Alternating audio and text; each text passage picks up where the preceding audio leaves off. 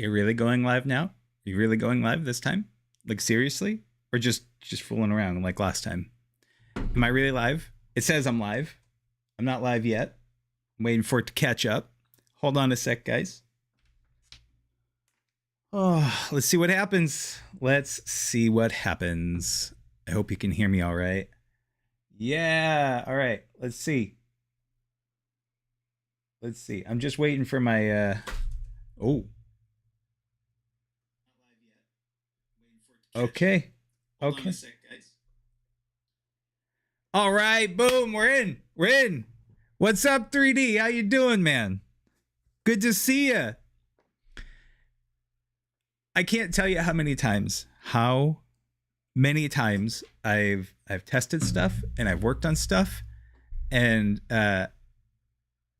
oh yeah, you get the cat. Yeah, there she is. Yeah, she's making sure that I'm working right. Dude, let me let me just vent here for a sec.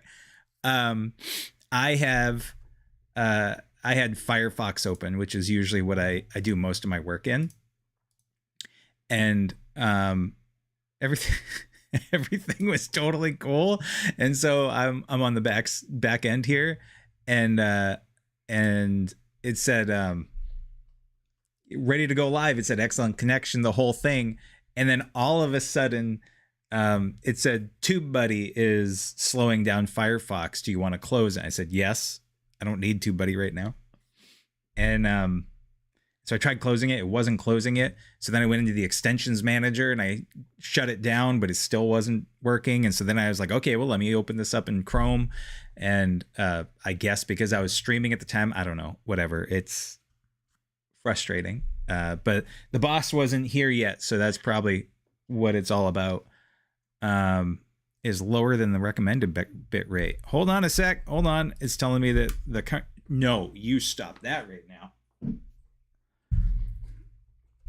A bit rate is lower than the recommended bit rate. We recommend that you bit rate. Why am I having issues now? Like, I don't know. I haven't had issues before. Well, no, I can't say that. I've had lots of issues before, but that looks really good. Dropped frames. Yeah. Okay. I'm just going to keep going. You let me know. I got me up over here on the side so that I can actually kind of monitor any issues that might come up or comments. So today I am going to go through some Lightroom stuff. But hey, let me see. Yeah, okay, you're still there. Okay, cool.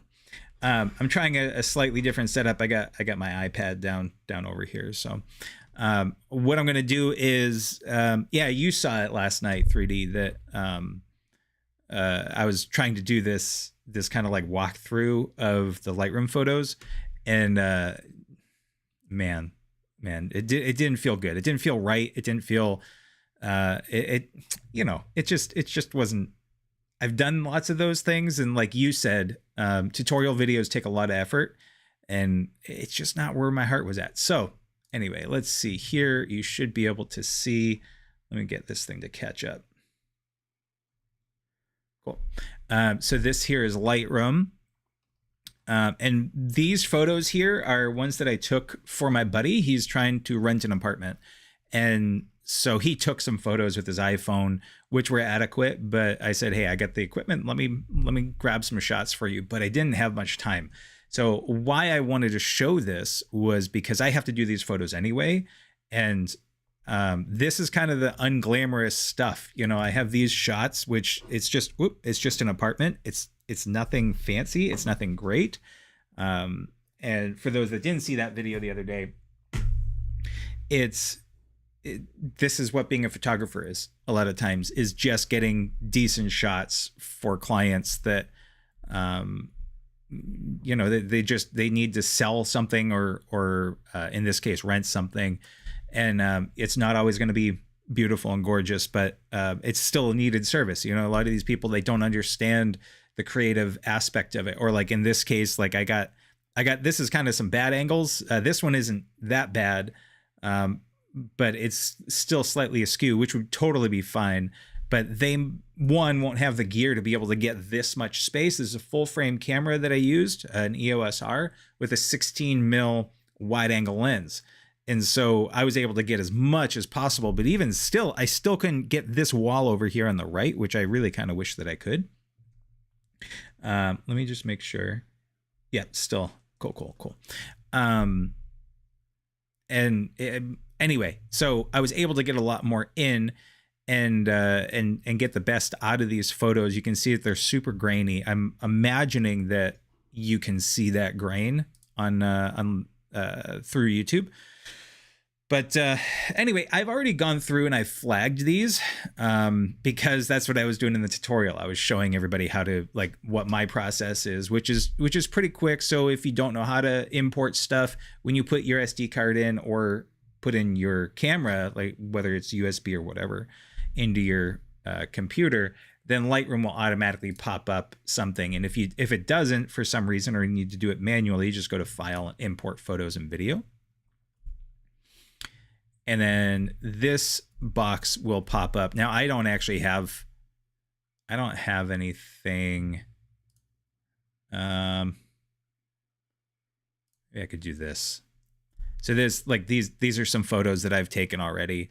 But it would show up like this, and then all the new photos would actually show up not grayed out, and then you'd select them, you'd throw in your keywords, which is super important, which I'll touch on in a second. You add them to a collection, you tell them where you want them to go. My catalog keeps them where they're at, and then just adds them to Lightroom catalog. So if you don't want to move them, then by all means, just add them to your catalog. But if you want to take them off your SD card or off your camera, then you want to select where you're going to put them. And like an external hard drive or maybe your computer's hard drive, wherever it is, you select that location. Always build smart previews. I always do smart previews. It takes more space up in your computer, but it allows you, smart previews are editable, high resolution thumbnails. So they're not, you could use them as an export. So if you were going to export that image, the smart preview, it's not going to be as good as, let's say, like a raw image. So all the images that I take are raw, and that's 50 megabytes per file, roughly. So per picture, it's about 50 megabytes versus a JPEG, which would be like maybe 5 megabytes, somewhere around there. But the smart previews give you a really good resolution thumbnail, so that you don't have to have your, let's say, like in my case, I do all my editing on external drives. And so I can go to the cafe, or I can go to the front room, I can go out onto my front deck, whatever, and I can be editing photos. And I'm editing the smart preview, and I could export that smart preview. But like I said, it's going to be fine for like Instagram and whatnot. But what you want to do when you do export your photos with the edits, when you're editing the smart preview, you're saving all those changes. And then once you want to export, you connect that hard drive back to your computer, and it'll export the original with all the edits that you've done. So smart previews gives you a lot of flexibility, and I think it's worth the extra hard drive space versus like a regular thumbnail.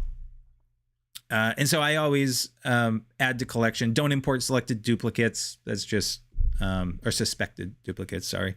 I just like to do that just for dummy proofing. Add to collection, so you can create collections. So you can see here I have like 124 projects, or even my website, different things like headshots that I've done and whatever. So you can create these collections, which are basically kind of like folders. They're not folders, but that way you can have all of your stuff. I know all my 124 Productions projects are put into here. So the projects are for client work.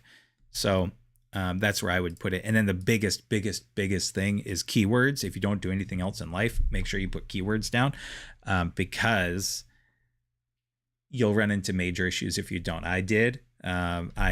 I don't know if you remember, if you saw, I think I just put on a reel. I might have done it for YouTube Shorts also, but like I was struggling for 2 weeks, legit 2 weeks, trying to find some photos for my website.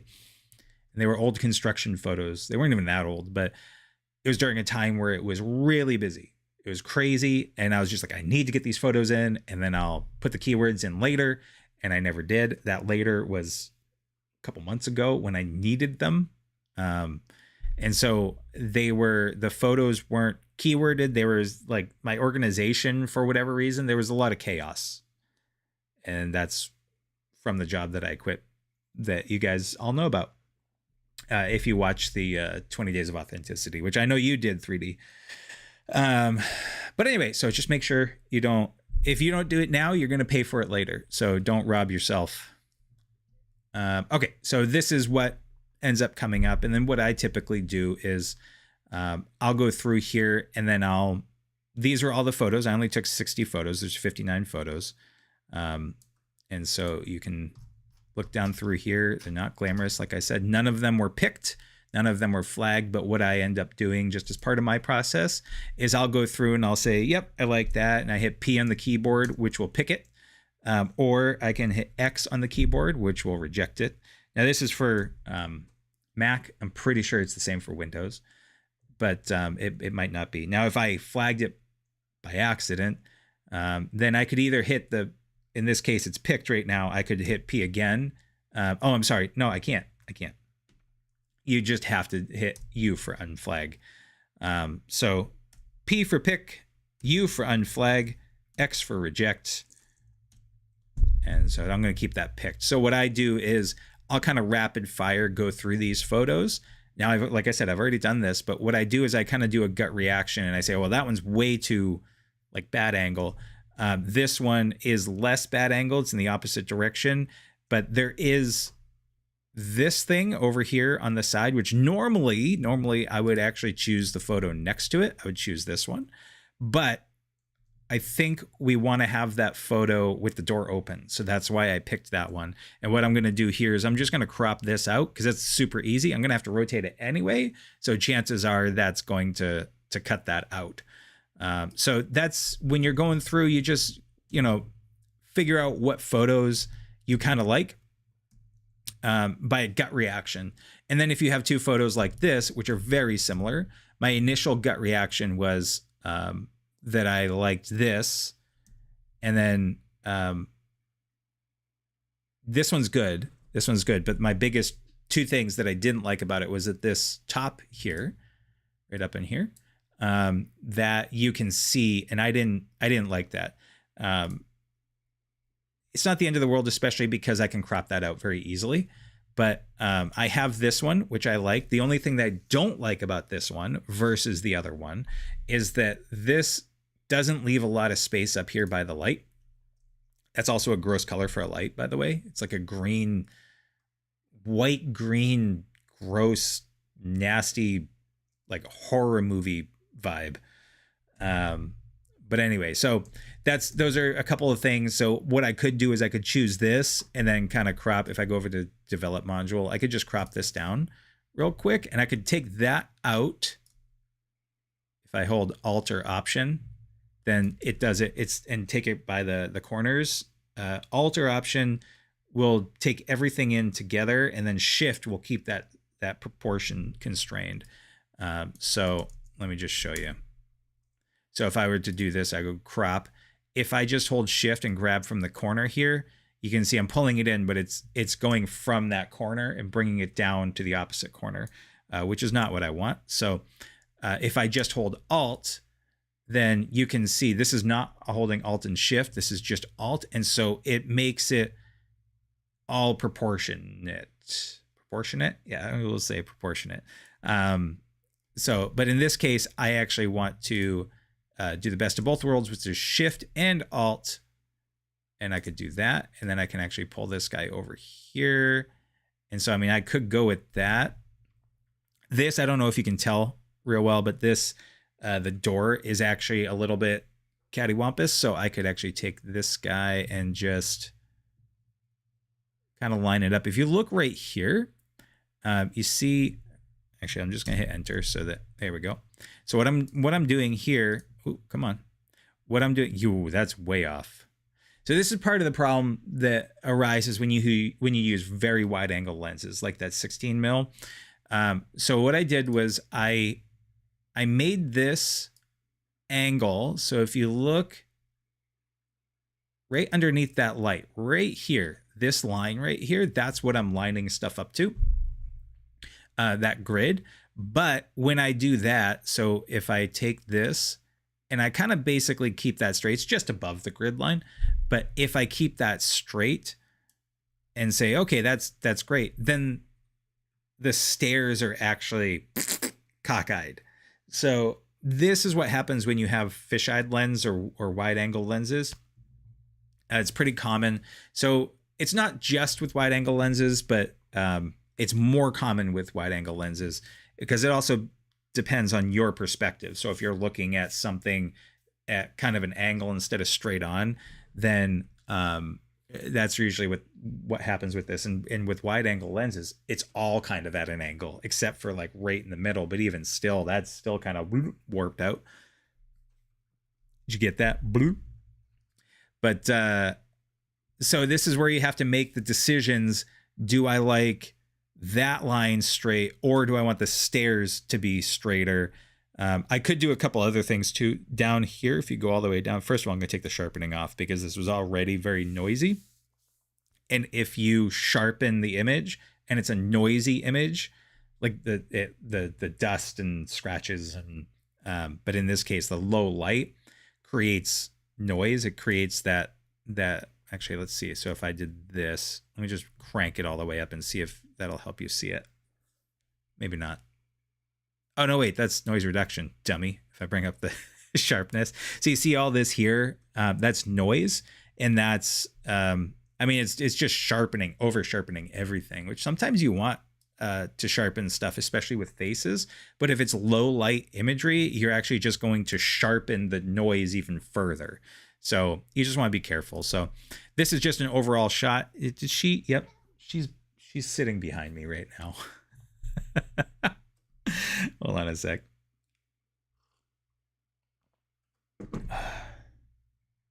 All right. So what I want to do is I always bring down the sharpening. I don't think I need any noise reduction right now, but where is it that I'm looking for? Oh, okay. Right here. So enable profile correction. So if I click on this, it automatically detected, especially because it's a Canon lens on a Canon. Oh, this one didn't have the adapter, but the Canon official adapter will help communicate with your lens, even if it's not a Canon lens. But it registered there's a 16 mil. So what they're doing is they have profile corrections that they've built in. So if I don't have that on, you can see a little bit more of that fisheye, especially here. You see that railing right there? So if you take a look, I'll keep it zoomed in because I want to see if maybe you'll be able to tell. No, you can't really tell super. You're going to get a much wider angle lens. So let's see if we do this here. Okay, let's get rid of this. We don't need to see this. Let's click on that. Yeah, you can kind of tell. I mean, the bottom here is right there. And then when I click the button, it kind of moves in towards the center a little bit more. You can see that, right? And the same thing up at the top. The doors kind of get stretched out a little bit. Now, I can change this myself if I wanted to. I can show you, like I can distort it manually. So if I bring it way up, I'm going the opposite direction. So you can see that banister is now starting to like curve the other way. Or if I bring it all the way back down, so back down to 0. So you can also change the vignetting because you're going to get some vignetting in almost every single lens that you have. So if I were to crank it, this actually has kind of like is that the lightness? Yeah. So the darkness is all the way over here, which you'll notice really well, that vignetting. If you have, like, you're taking a photo with brightness, like a sky, if this was sky up in the top there, then you'll really see that vignetting. But usually if you enable profile corrections, it gets rid of that for the most part. There have been times though, where I actually want a little more vignetting, so I'll just remove the profile corrections, and then that way, that's something to kind of keep in mind, because one of the things that we have a tendency to do is not notice that that's there, that the profile corrections are done. So then it's doing automatic editing. Hello, are you joining the stream?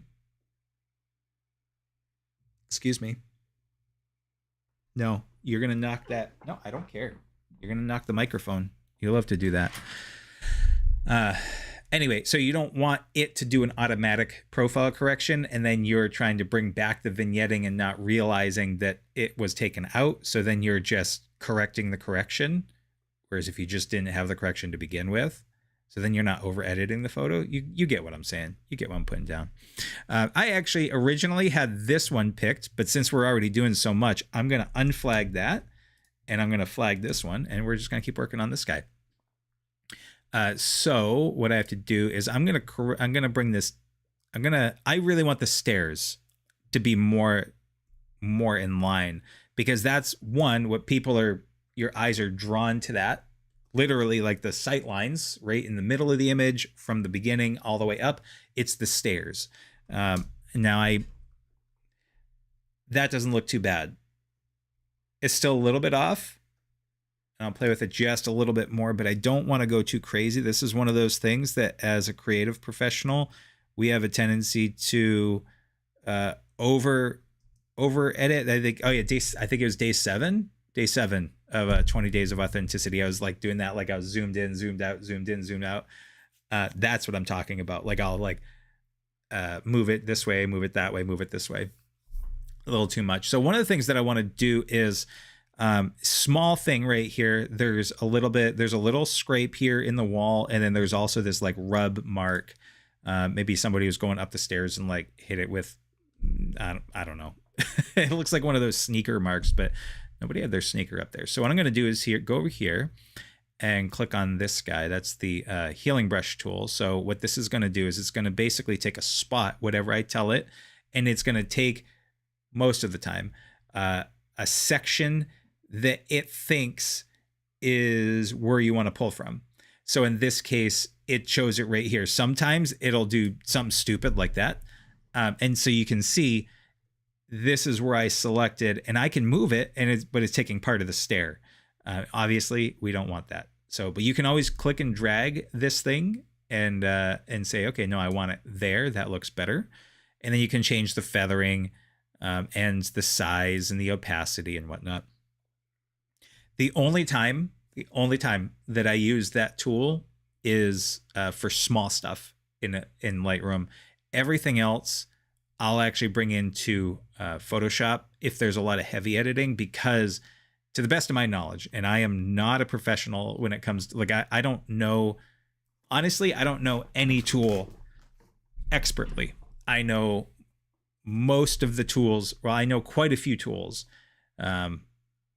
well enough to get the job done, and in some cases a little bit more than that, above average, I'd say, but I'm not an expert. So if you happen to know, is there a way to edit this afterwards so it's not just that straight thing? Let me know, because I'm really curious. But then you also have the content aware remove, which I have never used. So that's pretty good.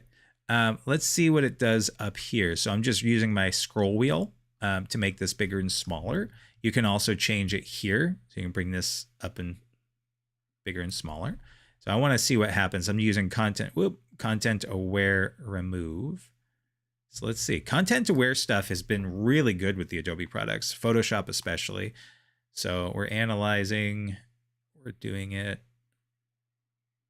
Yeah, see, that's hot garbage. Do you see this? The vast majority of like I said, of what I do with this, look at this. It's pulling, it looks like it's pulling this from right there. So I'm not going to do that. I'm just going to do the spot heal. And see, this is the other big problem that I have with it. If you do a big glob like I did, then it selects another air, like it you can see the duplicate. What it's doing is exactly like in line with it. Versus if you went into Photoshop and did the clone stamp or the healing brush, you could do it in like smaller increments. But let's see if I do maybe here. This is not super important, to be honest. This is one of those things where the deliverable that he's looking for is just some photos. Yes, it would be nice to get that out, but I don't want to slow down the entire process because of it. So looking back, that door looks like really like to the side. So let's go over here and just change the angle just a little bit. Nope, the other way. We're gonna split the difference here. So the stairs aren't gonna be perfectly straight and the door is not gonna be perfectly straight, but there we go. Okay, then the only other thing really, let me see. I had taken this. I think this was the color that I liked. I think I had adjusted this one already. Oh, maybe I didn't. Maybe I didn't. One of these I had chosen the color. Oh no, that's a reject. Hold on. One of the other things that you got to do is when you're delivering photos is give them a solid, cohesive look. And so that's what one of the best ways to do that is the color temperature. What's the tone of the image? So in this case, you can see this looks nice and kind of white and bright. And then the other ones are a lot more yellow. And what we're going to do here actually is I'm going to filter the ones that I picked. So we don't need to look at all the rest of them. So I just go down here, click on the little flag there. And now it's only going to show you the 40 images. So it actually might have been this one that I was playing with. You can see the yellow color scheme there.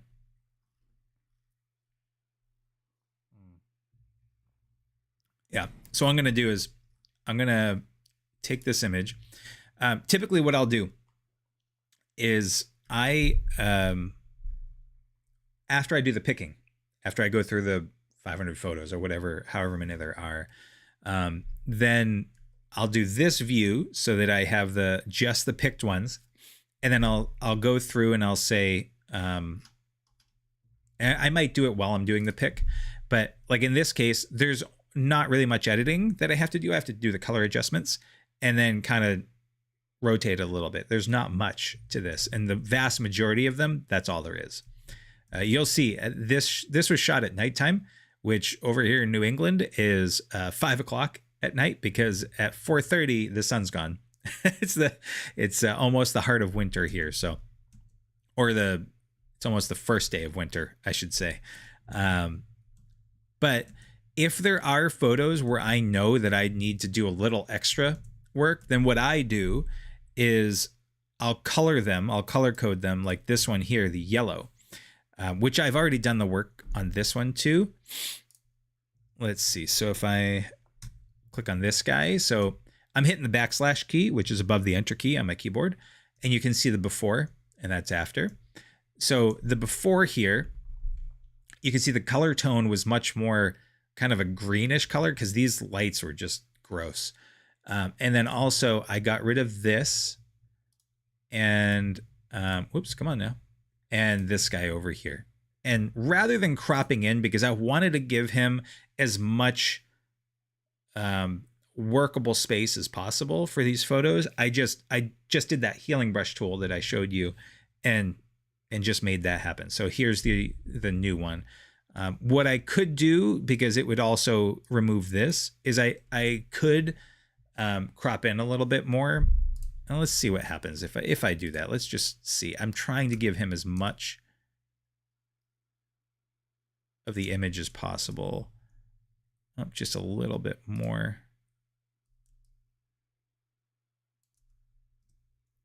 It's not too bad. 6 of one, half a dozen of the other. Okay, so then what I do, vinegar. Mad Wombat says, "Oh, I can definitely tell. What a mess. I love vinaigretting." Yo, what's up, D Will from Untapped TV? I am. This is just kind of going through my process. I don't remember if I was telling you, but this is directly related to the video that I did last night. Yeah, that's true. That's true, Wombat. Typical Dave nonsense.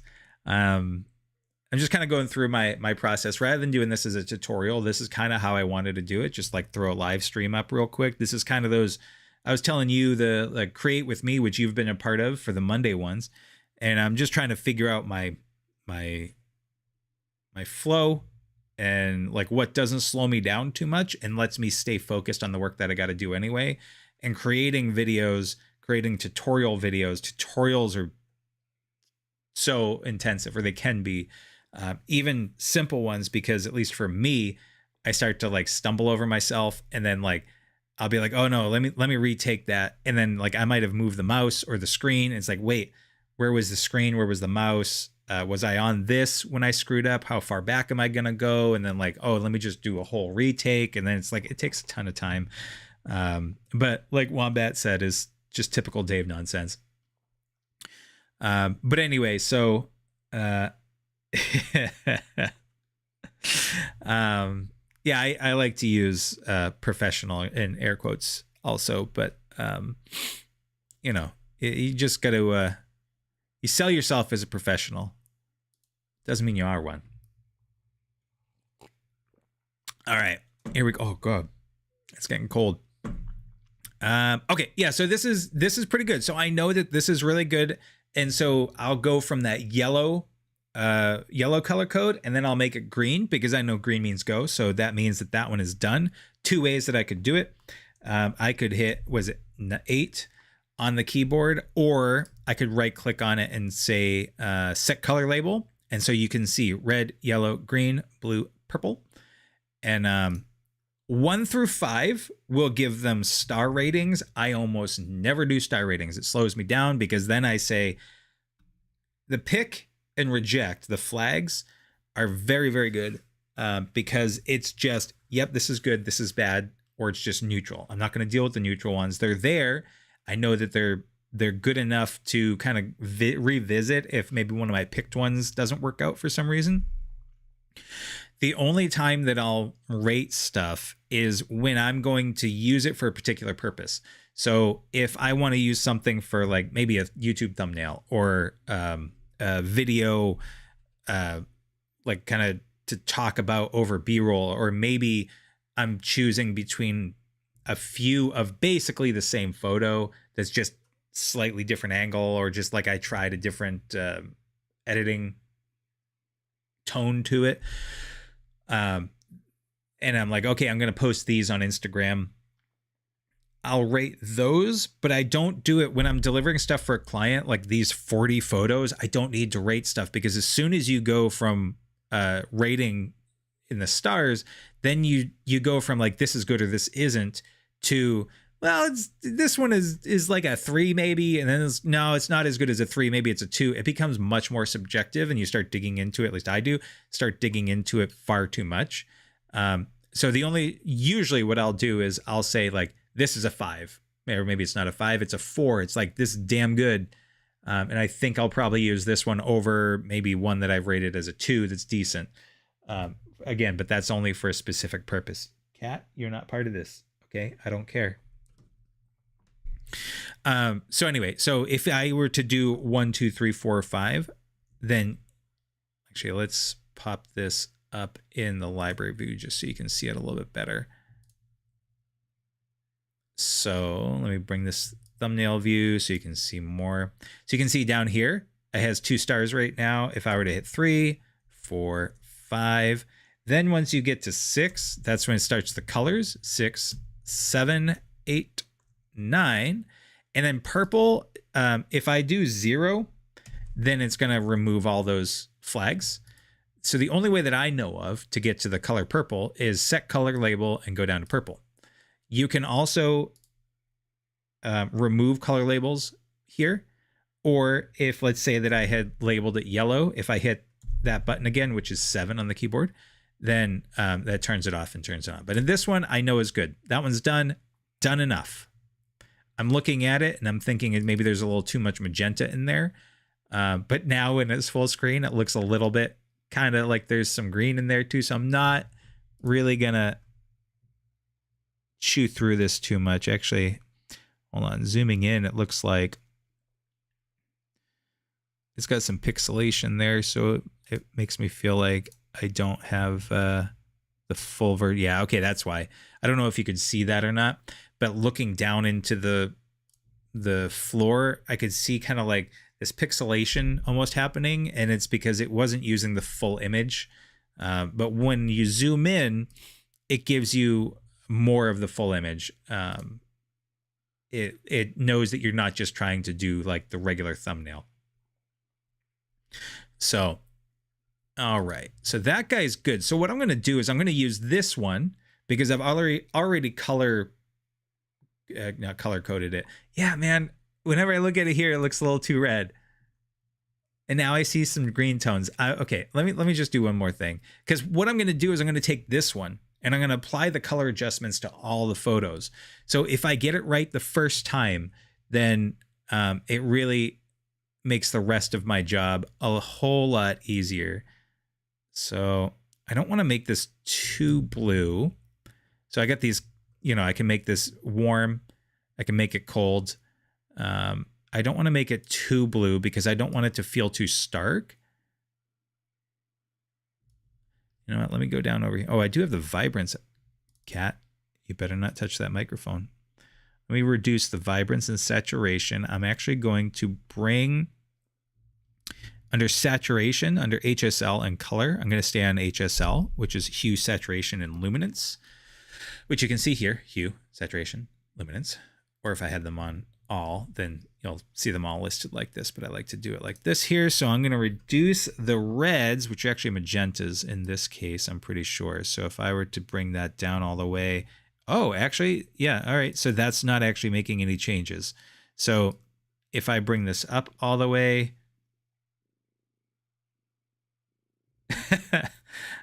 yo, what's up, Brad? Yep, Chloe's here. How much can you see of her? Not really much. She's on my lap. You know what? She's been the star of this whole thing. So let me switch this up real quick. This will actually let me test something anyway. Oh, transition. Yeah. So, oh, come on. Flip. Let's do this thing. Yeah, there she is. Anyway, you can, my camera's not flipping. There she is. That's who everybody wants to see. So she's sitting there. There's the microphone. This is my setup, by the way. Everybody see how nasty all this looks, like all this, the cables and everything, and my multiple pairs of glasses.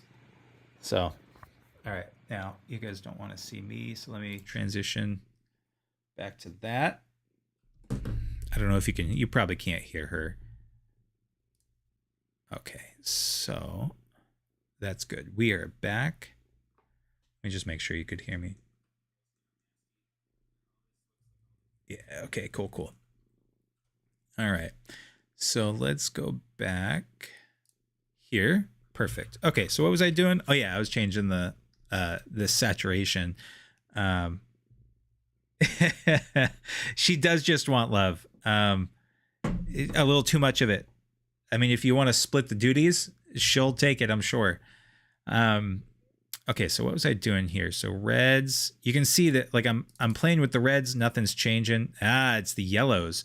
So you can see as the oranges, as I bring this saturation up and I bring it down, that's the color that's really being affected. So it's the oranges that are really, so it's still yellow. What's interesting is to my eye looking at this right now, it looks magenta, but that's probably the mixture of the orange. So if I bring this down, let's bring it all the way down. It starts to look too stark and too sickly. So let's just slowly bring that up. What about the yellows? Yeah, see, it's not even the yellows. That's not, well, yeah, the yellow is not even a bit because I'm bringing that all the way up. So yeah, it's totally the oranges. Really doesn't look that way, but that's, there we go. What do you guys think? Does that feel too stark? I mean, it looks clean, which I feel like looks way better than that. Yeah, I'm thinking I'm going to go with that. Is there something on that toilet? Oh no, it's just, okay. I don't want to have to Photoshop that out too. All right, so we know that that's good. So what you got to do is go over to the library here. You don't have to, but that's how I'm going to do it. So I'm going to, there's a couple different ways you could do this, but I'm going to right click and go to develop settings and say copy settings. And so this opens up this whole thing. Thanks, Brad. I will run with it then. So that opens up the copy settings, what you like. So I could say, I don't want to, in this case, I did do some healing, which is not selected. And it also did the crop, or I also did a crop and straightened it. So if I wanted to apply that to all the photos, then I would also select these, but I don't want them to, because those are very particular to each individual photo in most cases. But if you did for some reason want to have that, you just select it. You could uncheck, you could check none of them, and you can check all of them depending on how many things you want to select. I also don't want any masking, so it's kind of done that automatically. So I'm going to say copy. So I'm going to go Command A, Control A on Windows, and then I'm just going to Command and click on that one because I don't need to apply the stuff to that. And let me just bring this down here. Okay, let me just bring these thumbnails up a little bit more. Whoop, just so I can see that when they're all being worked on. So that's basically, that's all 40 in the view. And I'm just going to right click on any of them. And then let's see, develop settings and go to paste settings. You could also say paste settings from previous, but I like to do the copy settings because then it opens up that dialog and I can select individual elements. So we're going to wait for it. You can see up here, it says pasting settings, and then you'll start to see these images, these thumbnails are going to switch to being, yeah, so there you go. And they're actually working kind of a random order. Wow. Holy smokes. So on some of them, obviously some of them, we don't want to keep the changes. Like this one here that became very purple and then are very magenta, and these ones which are very blue now. But that's it. Honestly, it's done the majority of the photos, although now these ones feel like they're too heavy in magenta. But to be honest, they've gotten way closer, I think. So let's do this. So now I'm going to hit Command D, Control D on a PC.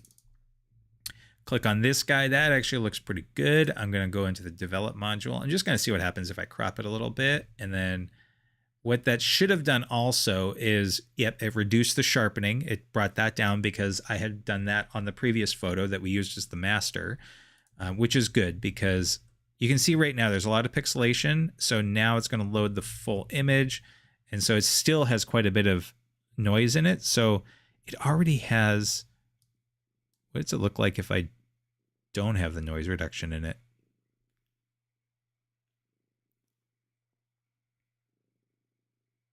Yep, it's pretty noisy. So let's see what happens if I crank it to like halfway. So you can see here, this is called the loop view. You see these numbers here. This is what I have from my loop information. There are different settings for your loop information. So you go to view, loop info. There's two specific ones, info 1 and info 2. So I have it on info 2 and info 1. You can control what's shown in each loop view, and this window that I'm on is called the loop window. I think actually if I hover over this, it'll say loop. Yeah, loop view. So if you go over here to view and loop overlay, guides, grid, show, view options. Sorry. So this loop info 1, I have a file name and copy name, capture date, crop dimensions. Loop info 2, which is the one I use almost all the time, which is file name and copy name, which I could change to all sorts of stuff. Exposure and ISO and the lens settings. So that lets me know what camera I used. Let's go back to loop view 2. Loop info 2. There we go. So I can see that this is the file name, which when I bring files into Lightroom or into my computer, I'll do the file name is the last part of it is the camera name. So in this case, it's the EOS R, and then the sequence number on the SD card. So I had taken, this is the 153rd photo on that SD card. Now this had other photos on that SD card. So these might have started somewhere around, 98. And then this was 153 out of the 60 photos. So I do that because what I want to be able to do is I know the camera and I know the sequence for these photos. So when I deliver the photos to the client, if they say, oh, hey, can you get me number 153 bigger or smaller? Can you crop in on just the door, or can you make it blue instead of yellow or whatever? They can say, can I have picture 153 versus can I have the second one that has the door kind of open and you have the like angled thing, right? They don't have to describe it. They can just say 153. And then the other part of that is when I import it, there's an option to just add the file, the date to the file name automatically. So now I know 2023, 12/14. So that's December 14th. That's just the order that it does. You might be able to change that actually if you wanted to do month, day, year. But I like 2023, 12/14. And then that way I know what day it was. And then I can always look back if it's next year. I know, oh yeah, that's the 2023 folder. So it'll be in there. So that's just my rhyme or reason. Then this here gives me all the information that I need to know about the photo as far as, this is 1/40th of a second at f-stop 5.0 and then ISO 3200. And that 3200 is why it's so grainy, but it's only grainy when I like zoom in.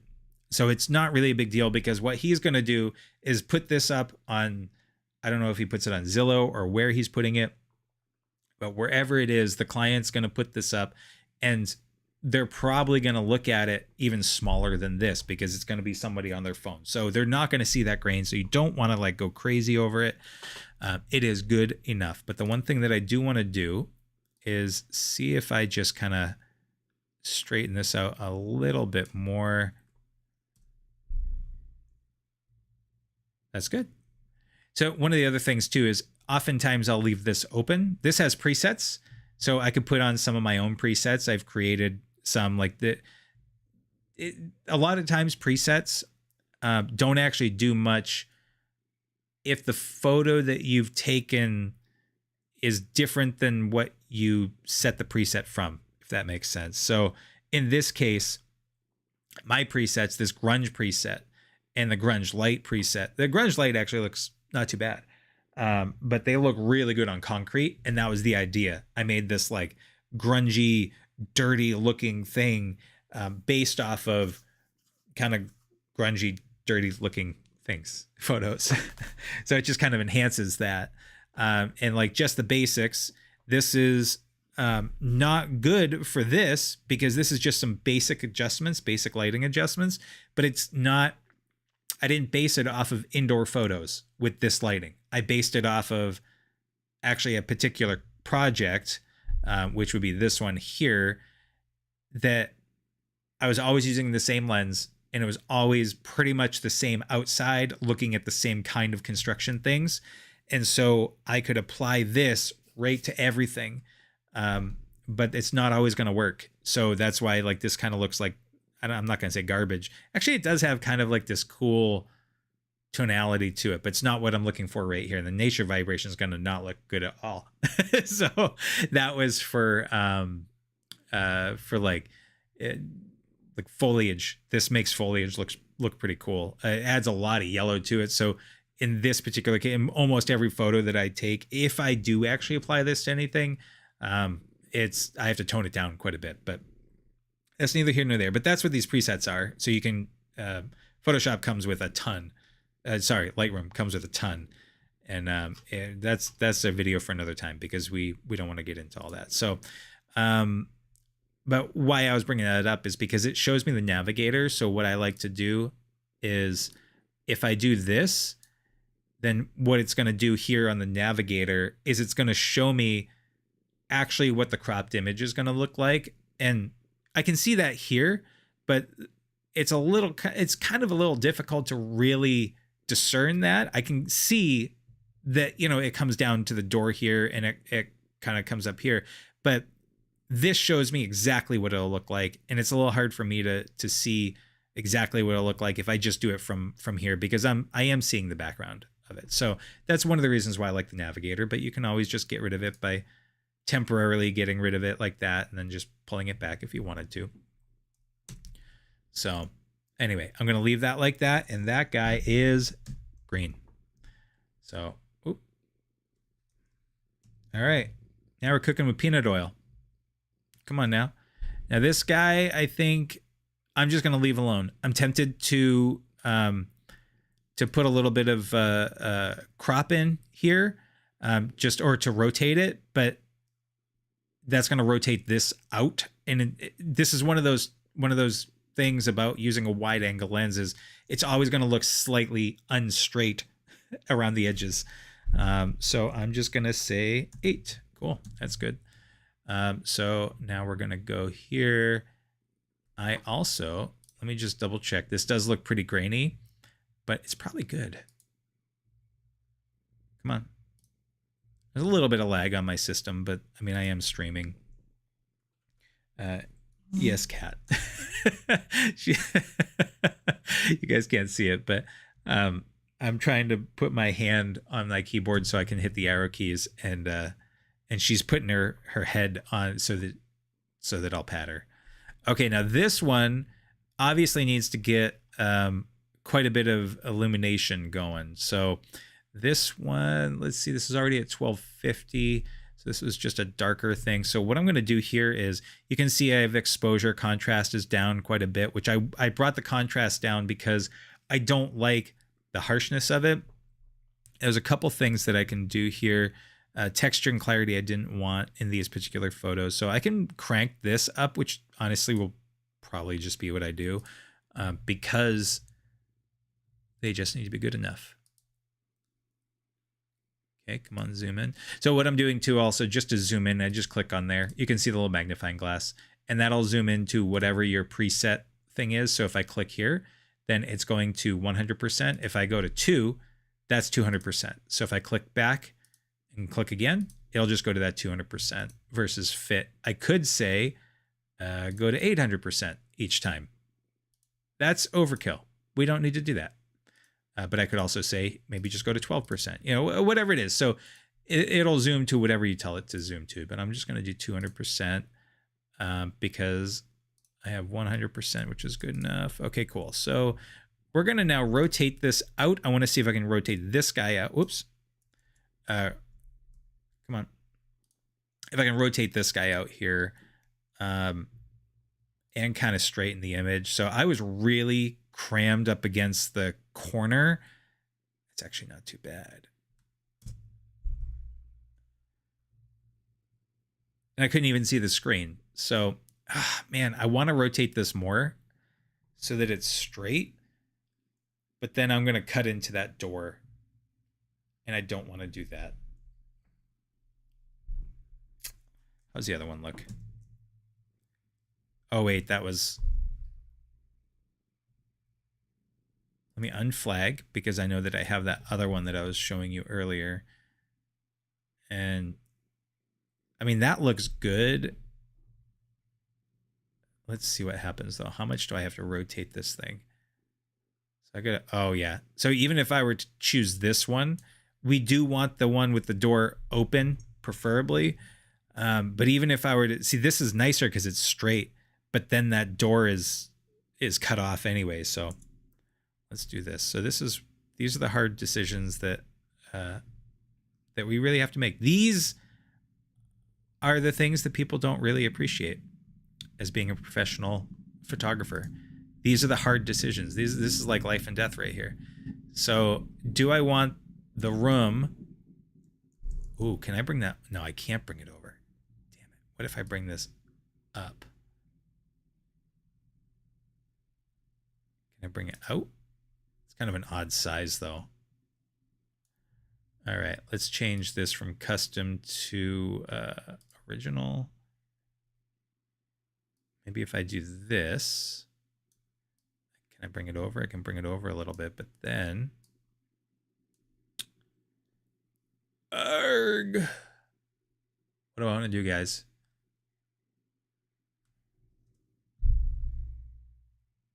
Maybe I just do that.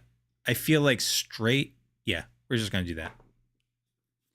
That's still part of this hurts my soul, but you know, I just got to look past it. So a ton of these to do, but this is the process. So this one, This is the one that we looked at before. And I'm going to see real quick. I don't think it's really going to show too well on your end. Oh, wow. So one of the other things, I'm bringing down the orange just to, because it actually looks like there's magenta in here. And last time when it was magenta, it was actually orange, or what it looked like magenta. So what I'm going to do, it is magenta. So what you can do here is you see this thing, it says, I was adjusting it directly. You can click on this little guy next to saturation. And if you click on it and then select the area that you want, in this case, it's the stairs. I see magenta in here. And so I can click and pull down, or I can click and push up. And so if I push up, it's going to maximize that slider. If I pull down, it's going to minimize that slider. So I'm actually going to pull it all the way down because that looks pretty good. All right. Yeah, so in that case, it was the magentas and the reds. So you can see that there's some reds in there. It pulls down all the colors that it's seeing in there. Now, the only colors that were there were white and magenta and red tones. And maybe some orange. I don't think. Yeah, so that's where all the orange is. So actually the orange you'll see a little bit here. But since I had brought it down, then you don't really notice too much. One thing that I do want to do, I want to try something because I don't like how sickly that looks. So I'm just going to do a quick brush, or maybe I'll do a brush gradient, a brush job here. So again, scrolling.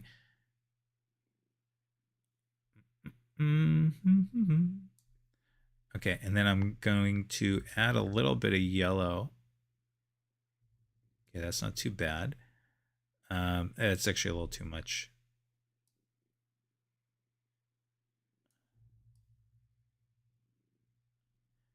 So what I'm doing is I'll crank this all the way up so you can see. So what I did was I made a mask. You can see the mask right here. And so I'm just trying to change that. Maybe the flow. That's what I meant. I don't know why my flow is so high. I almost never do. I usually go somewhere around 10 for flow. So that eases things in. So let's start this over. Just so we can see it from scratch. So let's go here and do brush. And then my flow is at 10. And what flow does, you have opacity and flow, which do very similar things, and the settings are very similar. Think of flow as like you have to go, if it's at 10%, then you have to go over an area a lot to start covering it. So in this case, let me jack this up. I'm going to pump the saturation. I'm going to pump actually probably magenta. And so you can see, right? So I'm going to click here. So you see how like this is very gently starting to come in. So it allows you to shade things really easily if your flow is down. Whereas opacity, which I don't think we actually have an option for that on this, we don't. It may be density, but opacity will be at 100% or well, that's the best way to put it. It's kind of like taking a highlighter and putting that down and then taking the highlighter and doing it again right over the first line. And so if you have any overlap, it'll be darker on the spots that are overlapped and not so much on the parts that aren't. So I'll show you in Photoshop sometime because it's real easy to see there. So what we're going to do is I want to add this flow. Okay, so I'm obviously not going to keep it like that with super magenta, but it does let me see a little bit more what I'm coloring. And there is a show mask with a little color overlay, but I'm not going to do that because I want to see like this lets me see it a little bit more specifically. So Now we're going to double click that, and that's going to set that back. Bring down the saturation.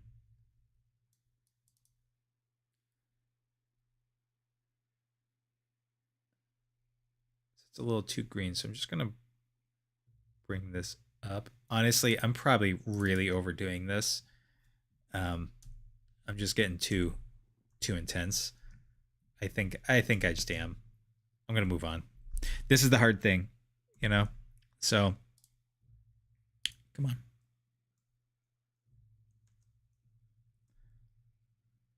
There we go. Okay. This is the hard thing about being too picky. Cat, you're not here. You're not in on this. This guy, I think, is probably fine. My histogram looks good. There's really almost no information over here, so maybe I'll bring the exposure up a little bit, but I don't want my photos to not be basically the same exposure.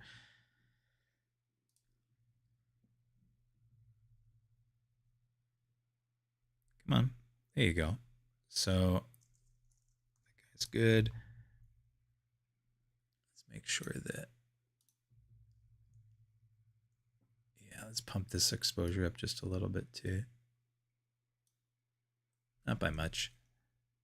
This would have looked so much cooler if it was daytime.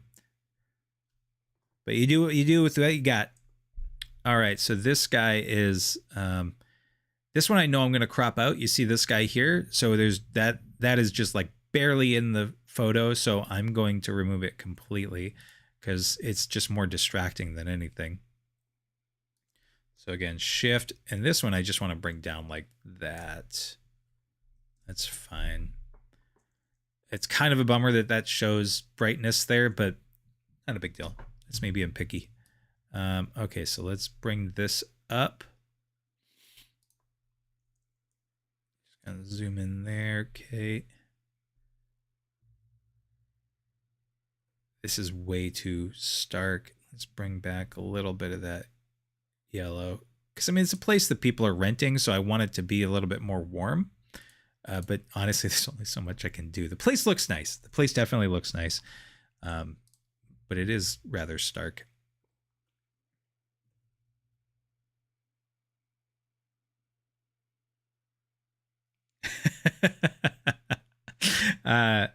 So two questions. We got Untapped D-Will from Untapped TV says, do you ever do HDRs? If so, when would you use one? Yeah, I definitely do use HDRs. In this case, it's only when you have high contrast images. So if this is a perfect example, if outside was bright, then you want to, excuse me, cat, get out of my way. What you'd want is to be able to see some of the outside too, and not just a white blobby mess of a window. Potentially. I mean, most people want to be able to see images or see what outside looks like. So a couple ways you could get away with that. And HDR is one of those ways. So basically what you do is you set up a tripod. You need a tripod or like super stabilization and a really stable hand when you're taking the photo. Certain cameras are really good with HDRs, even if you're not on a tripod, but you should still not have shaky hands. But the HDR would say if you have a sky or something else that's bright, like the windows outside, and you're trying to take a photo for inside too, then you're going to take an HDR, which is a multiple exposure.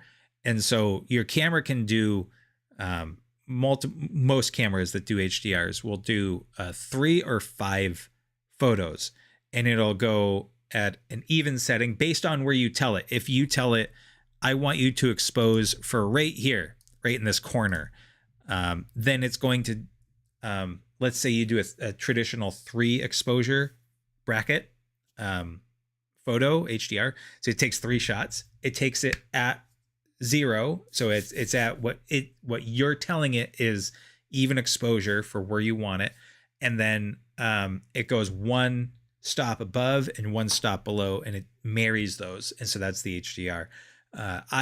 If you have very high contrast areas. So in this case, if it was really bright outside, then I would actually take a 5 exposure bracket, or a 5 how do I put this? A 5-shot HDR, because what it'll do is it'll take your 0 and then it'll take 2 shots to the right. So expose higher for 2 shots in the right. So that'll get you actually the shadows of the room. And then it'll underexpose by two additional shots, one at 1 stop below and then 2 stops below. And then it'll marry those. And that gives you a lot wider range for the HDR. The problem with that is, though, that things start to look unnatural. And in most cases, the photos that I see for real estate, or I'll call this real estate. I mean, it's just apartment renting. It looks really unnatural. And a lot of times people will take, photographer will line up and they won't do an HDR necessarily because it only does a decent job. It's not going to necessarily do a bang up job. It'll get you better than it being blown out, the windows being blown out and just bright white. But the alternative is for me to set up a tripod and then expose for inside and say, okay, this is how inside is good, but outside is bright white. It's not good. So let me now expose just for outside, and then you can pull it into Photoshop and then mask out these windows. But then it just looks you know what I'm talking about. I'm sure you've seen those shots on Zillow or like hotels, and it just looks fake. And it's because it's not composited well. It's composited in there. It's marrying the 2 photos, but it's not done great. So most of the time I don't do HDRs. There are specific times that I would. In this case, it wouldn't have helped anything because there's no like extreme range that I'm trying to go for. So, and then 3D Arist, does that answer your question? You will. You let me know. 3D Arist says, what's going on inside this house? What's it say? Oh, creepy stairs and rope inside the closet. Oh, just wait. Wait, where's the rope inside the closet? Now you got me wondering. Oh, are you talking about this? Maybe that hanging? I don't know. Hold on.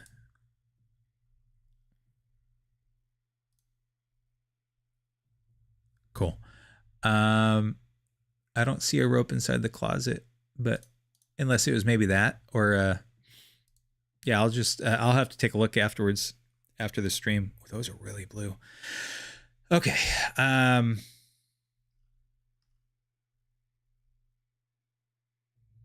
Yeah, okay, so that's good. So we were doing, oh yeah, was that one? Yeah. My buddy, actually, I'll just show it to you. Oh, hey, come on back now. Let's remove the flags. He knows what he's renting. Where is he? He decided to have a little fun with it. We were actually thinking, we didn't have much time. We had like half an hour in this whole place. Where the hell is it? Did I reject it? I probably rejected it.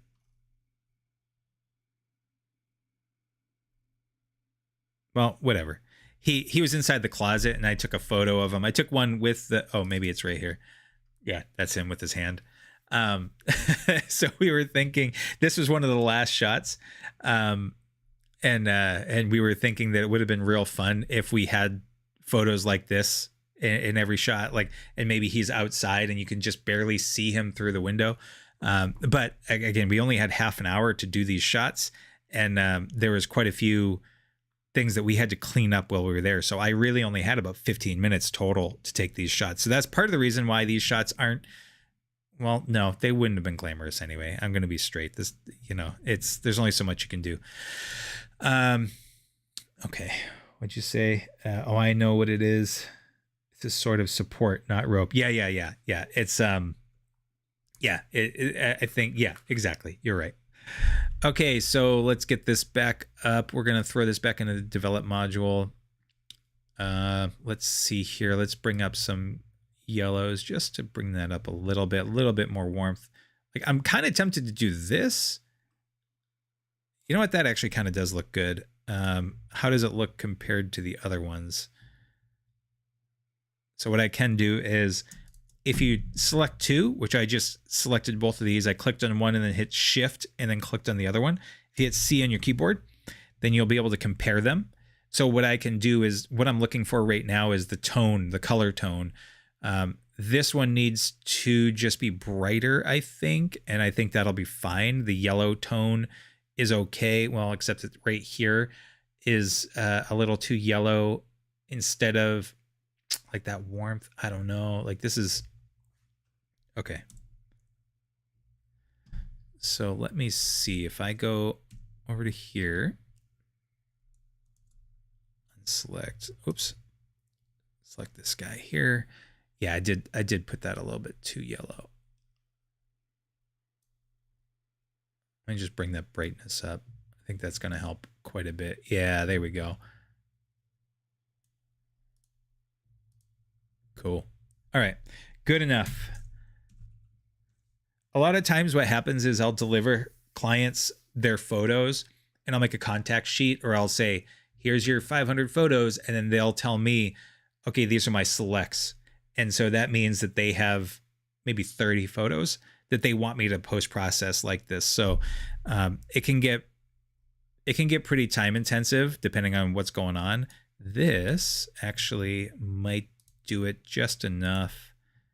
I keep zooming in, by the way, to load the entire image because it's on an external drive and it's not an SSD. It's not loading the entire thing. But it is my main external drive. It's like a 16 terabyte, which was a crazy deal last year. So let's see. I need to bring down something. I don't know if it's the orange or the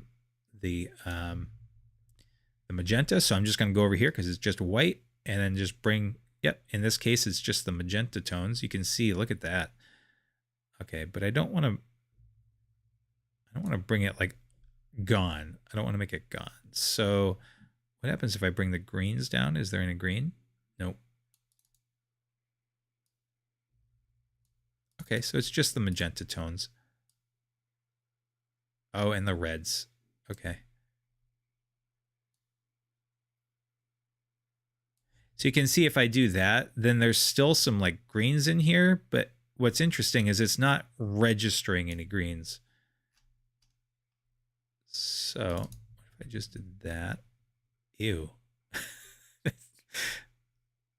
Yeah, that's way too. I almost prefer to have more magenta and less green. It's a personal decision, but I find that to be a little bit more warm. Isn't the right word, but you know what I'm saying. It doesn't look as sickly. Ugh. Look how magenta that is. Okay, so now let's do this. Let me show you the other way, that because these three photos were the same bathroom, so it's the same lighting. And so let's see. I don't do this all the time. So if I sync this way, this is exactly the same copy settings that we did before, but this is synchronized. So now I'm just gonna hit sync. Yeah, I did it the wrong way. Okay, so let me undo that. So I have three of them selected. And then I have to select the one that oh God, that looks so green. Fresh eyes, man. Fresh eyes. Okay. Let me bring magenta up a little bit. It's so like,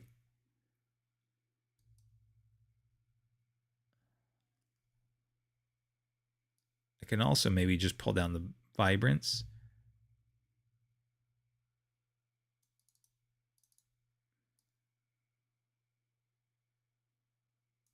Interesting. Okay. Sorry, guys. This is okay, there you go. The purples are right up in here. And actually you can see them down over here. So I guess that's the purples and not so much the magentas. Although the magenta, yeah, you can see there's the magentas. There's the purples. Oh yeah, the low sync shot that was one of my creative shots. I said, you know what, I got to get a shot in here that's a little more artsy fartsy. But like I said, we didn't have a ton of time. So as I was walking back from the tub, I just decided to squat down and grab that real quick. So those are the kinds of shots that I would normally like to get as accent shots. But he needed just kind of like overall shots because he just needs to get this thing rented. And it gives people an idea. Sorry guys, I'm really agonizing over this. It's really bugging the crap out of me. It feels like there's so much green, but I can't really just add more magenta because that I'm trying to pull the magenta out. So these you got tint, which is made up of green and magenta, and then temperature, which is made up of blue and yellow. And so if it's too cold, if it's too blue, you add a little bit of yellow, and vice versa. Same thing for tint. If it's a little too green, you add a little magenta, or vice versa. But I'm adding in but more magenta, but then I'm also like pulling it away. So anyway, I could do maybe, yeah, it's not doing anything either. So this here is a hue. So the greens, I could make them if they were. I know this has, I'll show you in another photo, but you can say, oh, I want the green tones to be a little more yellow or a little bit more blue. Or I want the purple tones to be a little bit more like indigo or a little bit more red. So that's what this slider is, hue versus hue. And then the luminance is how bright they are. Are they really dark? So you can see here the changes that are being made. It's only changing the red tones. It's changing the brightness of the red tones, not actually the color of the red tones or the orange tones in that case. Okay. God, this is, again, is one of those things where I'm trying to really dial this one in because I'm going to use this to, oh, that actually might be okay. I'm going to use this one to sync to the other two. So, okay, I'm going to leave that alone. So I have them all three selected. I'm going to, and this one is my master one. This is the one that I'm going to pull from. So I'm just going to say synchronize. Yep, all that stuff. And then the other two, you'll see the thumbnails have now changed. So, that looks way better. It looks a little too bright. So I'm going to deselect because I don't want to make one change and then have it change all entirely. Come on now. There we go. Go on up. So all I have to do here is just bring down the brightness. Actually, I'm going to bring down the highlights a little bit because really the only place where it's an issue are these lights up here. So, I mean, I could leave it. With that brightness. I like the exposure overall, but where the highlights are, it just feels a little bit too much. So if I were to like enhance the highlights, then obviously you can't see the lights. If I bring those down, I also want to bring the contrast down just a little bit, soften it up a little bit, bring down the texture, bring down the clarity. Those are all basically doing the same thing. Let me just zoom that in because it doesn't need to be overly clear. That's good. I like it. Good enough. Actually, maybe bring up the shadows a little bit. Ooh, there we go. Ooh, that's nice. So one of the real important things about having to doing photography is shooting raw, because you don't have to. I think I might have mentioned this in one of my videos last week or 2 weeks ago. Raw gives you a lot more information to pull from, and if you just shot in JPEG, it's 1/10 the file size. So I wouldn't be able to pull and push these shadows up nearly as much. So you can see if I bring those all the way down, you see how dark it is behind the toilet there, and then I can bring it all the way up, and it's going to look good. In a lot of cases, if you pull it up a lot, you're going to end up having quite a bit of grain. But in this case, my exposure was good. You can see the histogram. It's basically a mountain. This is a Twin Peak mountain, but the histogram is largely in the middle, and that's the important thing. So that's the importance of proper exposure there. So, all right, we're only on number 12 out of 40, but let's see if we can rapid fire the rest of these. So, yep, that's good enough. It's not exactly centered. That's fine. I'm going to send that. I'm going to say, yep, that's good. And then this guy. So I do have these guys. This is something I'm going to try to change real quick. You can see right here, there's some paint. The painters didn't do a great job. So I'm going to see if Lightroom will let me just get rid of that easily enough. And it's going to pull it from there, which is not exactly where I want. I'd rather have it pull from here. Sorry, there's quite a bit of lag on my computer here. So good enough. Good enough. Okay. And then let's go back over to here and zoom back out. Good, good. Just needed to be so you don't notice it. All right. And then we have, why did I do this at 1/100th of a second? I'm using a 16 mil. So this is, I brought down that was a dumb mistake on my part. I should have kept this at 40th of a second. That would have kept the light, and then I could bring down my ISO, which would reduce the amount of grain that I have. Oh, do I need to pull that out? Yep, I do. Let me see here real quick. Bear with me. Bum, bum, bum. Okay. And then this guy here too. Why is it pulling from the floor? Guy, what are you doing? Okay. Just see, this is what I was talking about. Like Photoshop, you do it manually, or you do like a spot check. No, dude. Oh my God. This is, sorry, it's going real slow. So it thinks that I'm trying to select something, or I'm trying to select something that I'm behind the time. So right here, so this is selecting from there. And so if you wanted to change the selection, you just click on the thing, like in this case, that spot where I wanted to do. So I want to say, nope, you go from here. Good enough. I just want to get rid of that. It's not really a big deal. Come on. Okay, and then this guy too. Also not a big deal, but I'm looking at it right now. Good enough. Okay, let's go back over to here. Cool.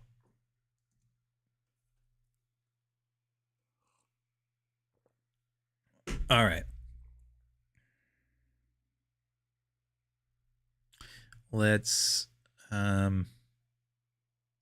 actually add some contrast. I have this is way down. There we go. That's a little bit better. Yeah. So 3D, you were talking about I still have to respond to some of your posts. You were talking about how you're not really going to do many more tutorials. Do you want to share the kind of stuff that you are going to be working on, or you're not quite at that stage yet? You let us know. Oh, I'm adjusting the luminance. Guys, okay. Come on.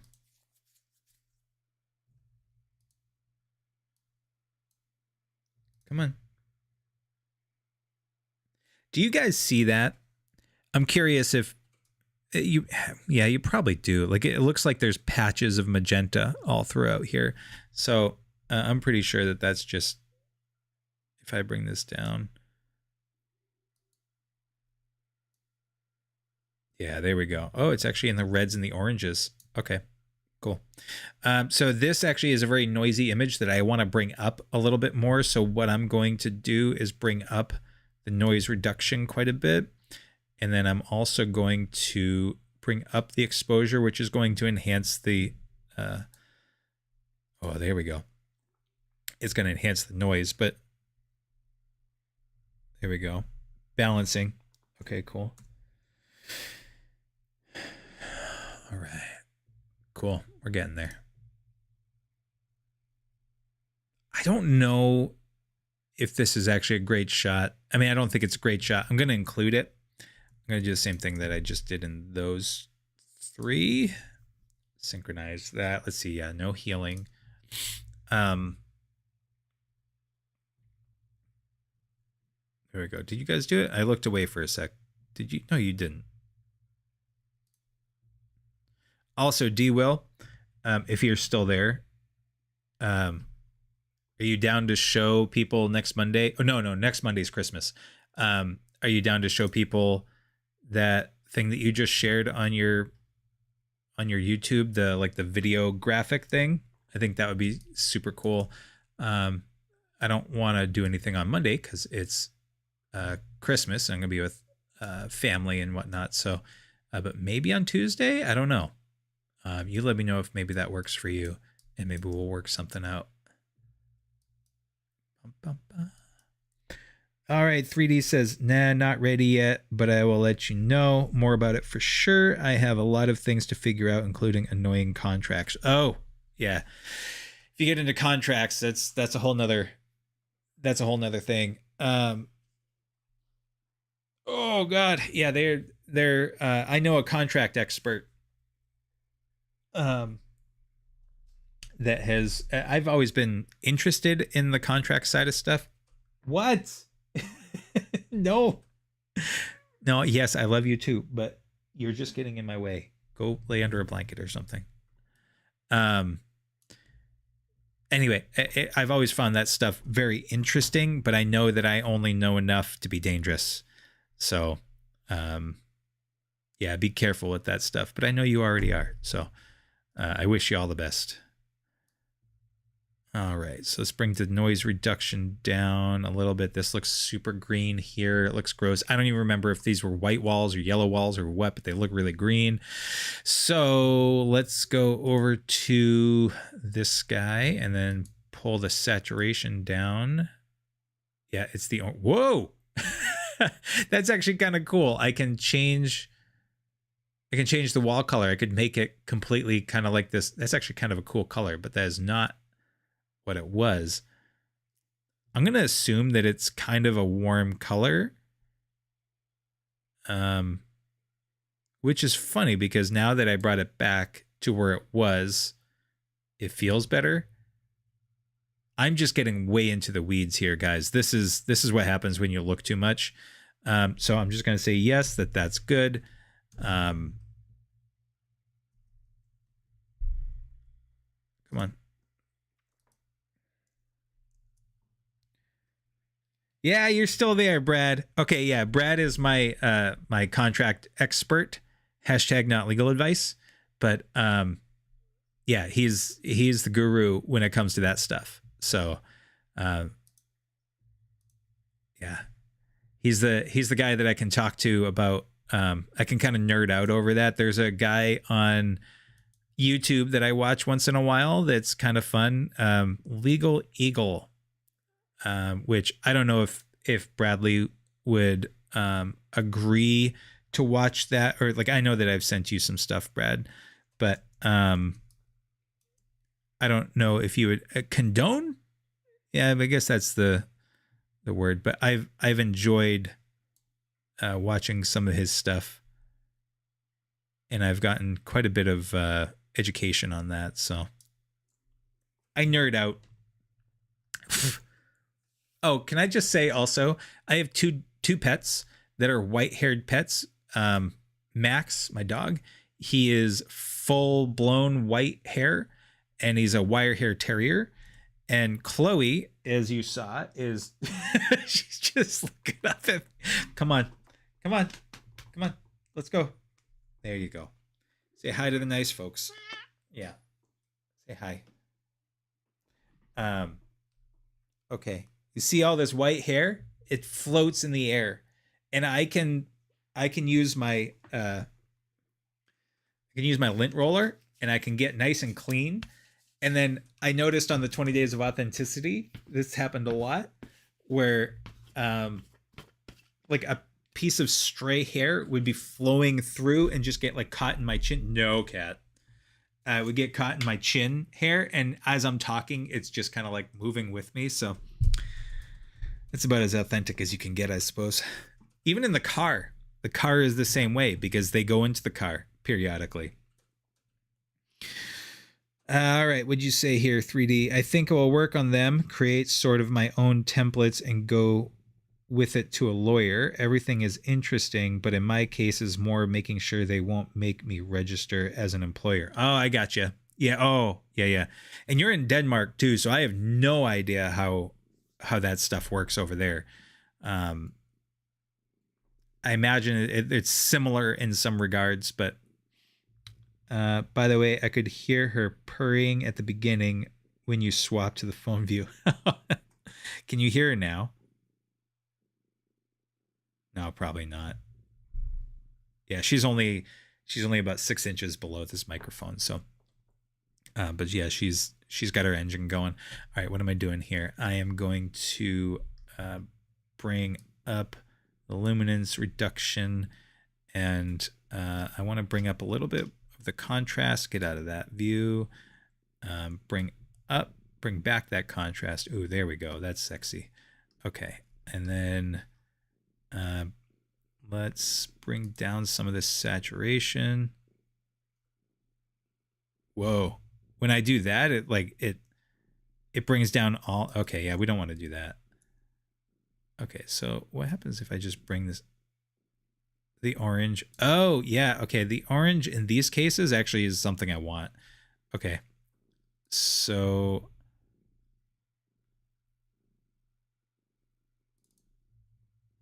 there we go. That's right, because I had used that other photo, which I had pulled back the orange on. So let's see, that looks good. I got rid of those paint bits. Let me bring down I'm going to bring that up just a little bit more. And then I'm going to, let's see, bring up some of the clarity, not too much. Just a little bit more exposure. Good enough. Good enough. I'm going crazy. So I'm only on 16. Nope, he says. Whoa. Yeah, this is super blue.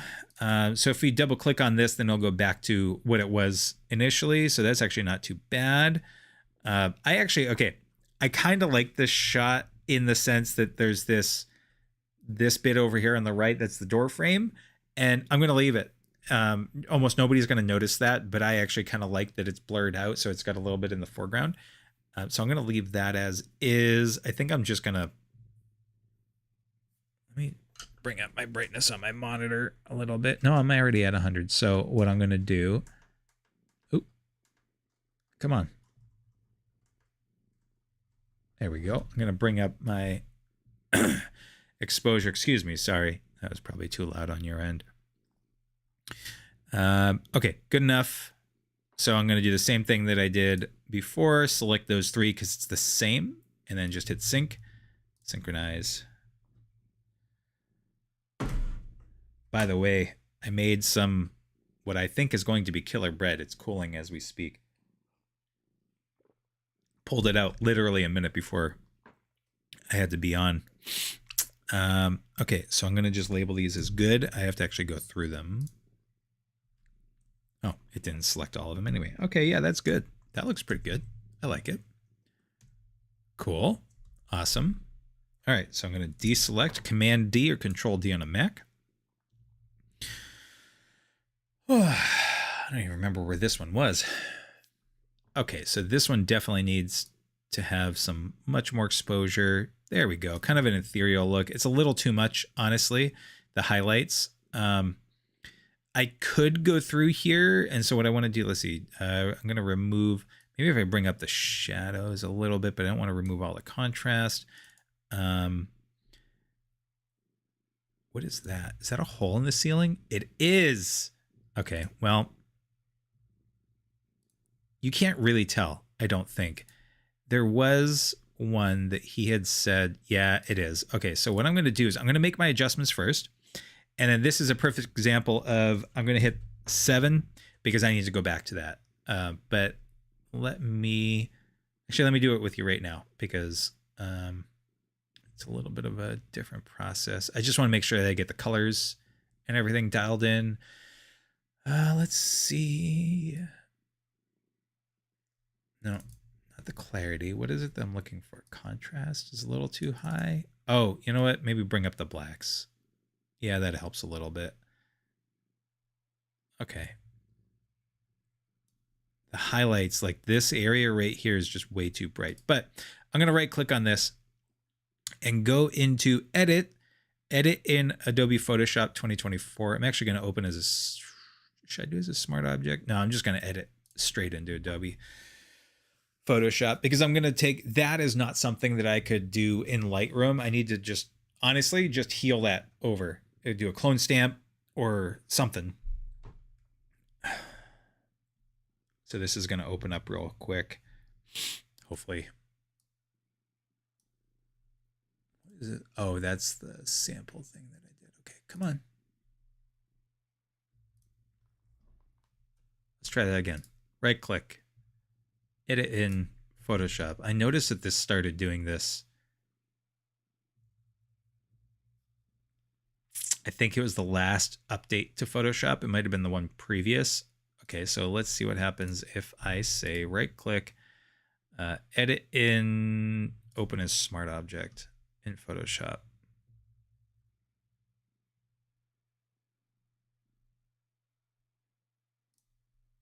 Come on, dummy.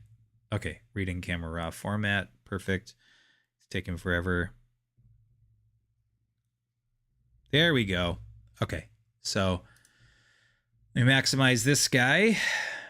Bring this over down there like that. Command 0, Control 0 if you're on a PC. Let me just create a new layer. And then, how do I want to do this? I'm going to zoom in. Okay. I could do this a couple different ways, but I'm going to use the, no, I can't use the lasso tool. So I'm going to use the pen tool. Gives me a, oh, whoa. Whoa. Whoa.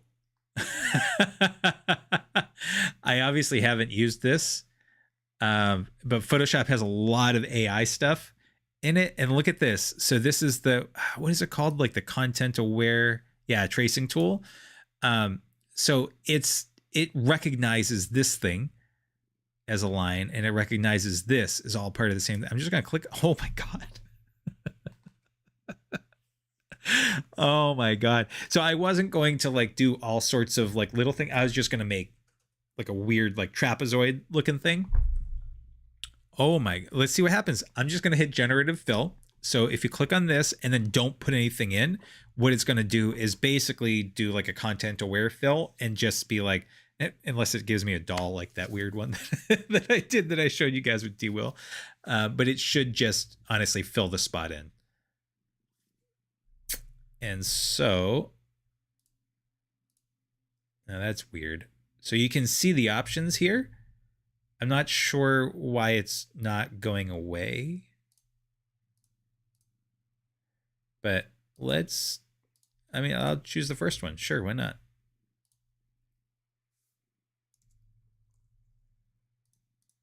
Hey, nobody likes you. Go away. Now that's weird. Oh. What happens if I fill that white? Guys, what's going on? Why is that not, what? Why is it showing up there? Okay, that's weird. So it is doing like a generative fill, but it's like doing it right here. That's the spot. Instead of, okay, well, sometimes it's dumb.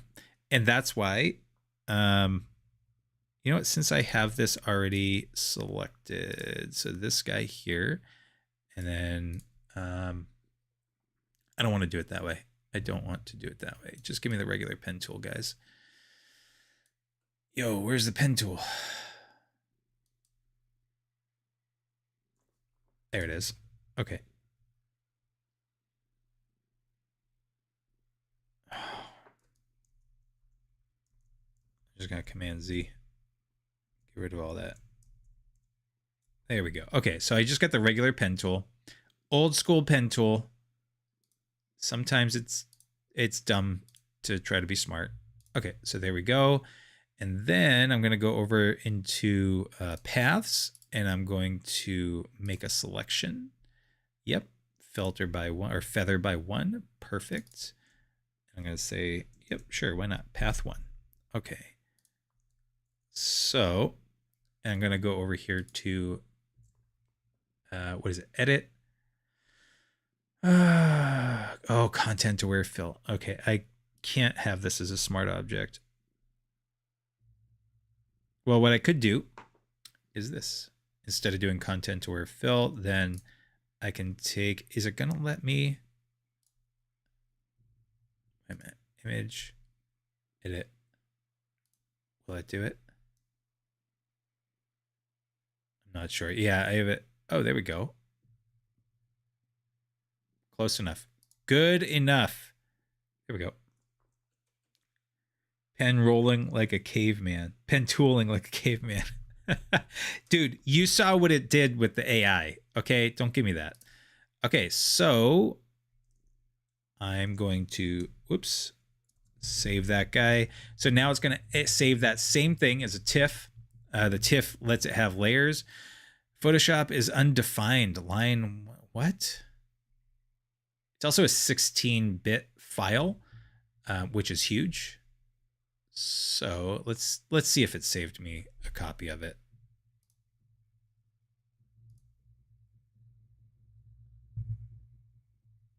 And let's go to unflagged ones, because if it makes a copy, usually what it does is it makes a copy for you, but it's not saving it, guys.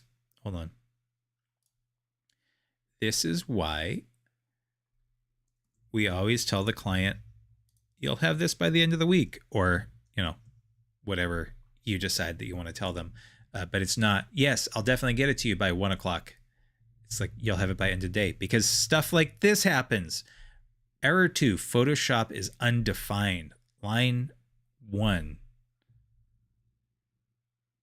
Use more dumb objects. Yeah. Okay, so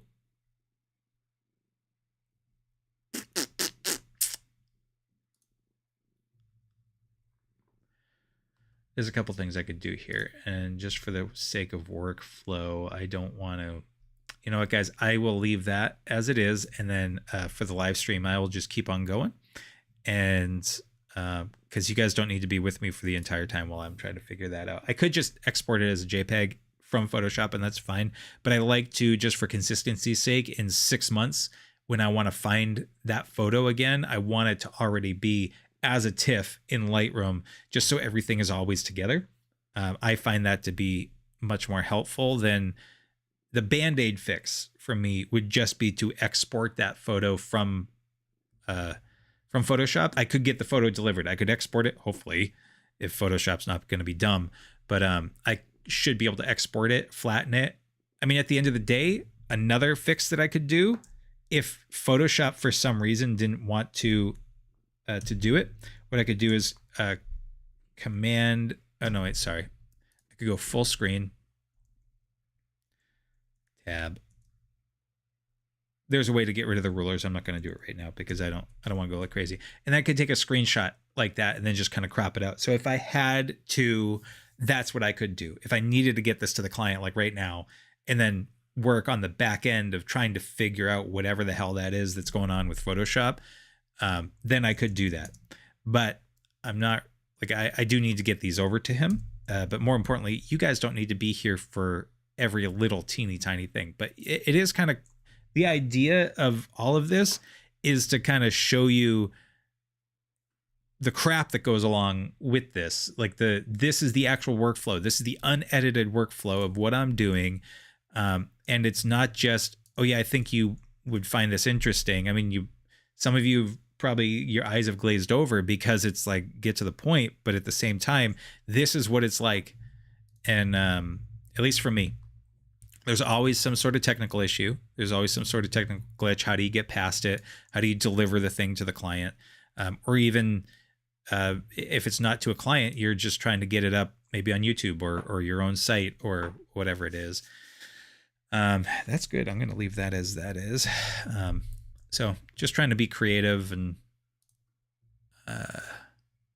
work with what you got, but then also setting those processes so that you don't run into that issue like I did earlier this year when I was trying to find those photos that I never actually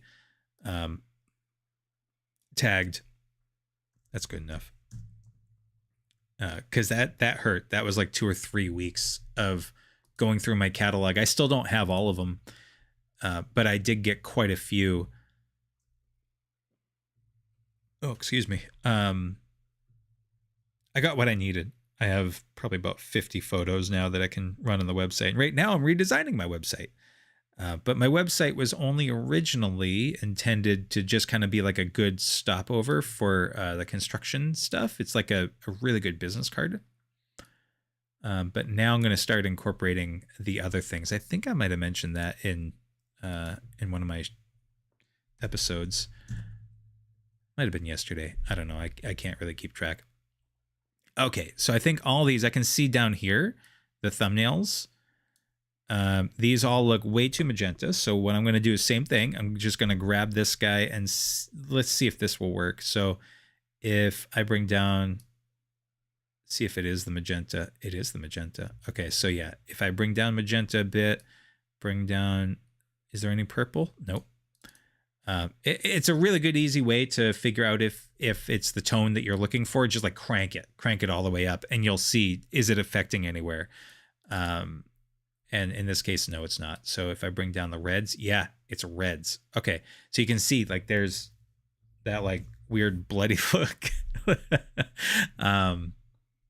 is just a little too much. So these walls I think were white.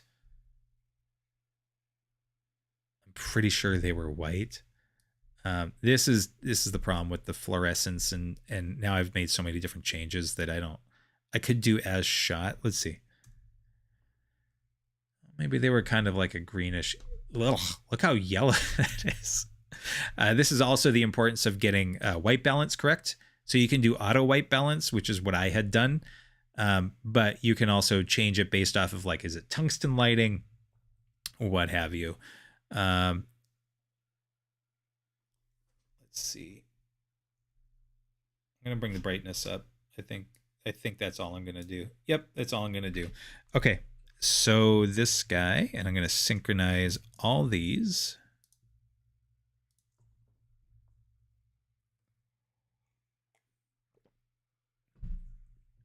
Photoshop the walls so it looks like they're bleeding. Dude, you're talking my language.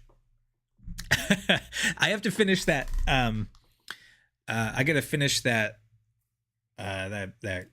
buried Santa thing. And so I plan on maybe doing that tomorrow, not for as long, but I do want to finish that just to get it done and have something else. I may or may not reach out to you to see if you want to do another one. I'm not sure. At least like tomorrow, definitely. Well, not Monday. Like I said, that's Christmas, but maybe Tuesday if we do a follow-up on Tuesday. But let's see here. I think, should I just leave that? I think I should just leave that. Okay. So good enough. Yeah, I'm getting, so this was also kind of a nice shot. Again, it's a low shot. Let's see. Is it this one? No. This one.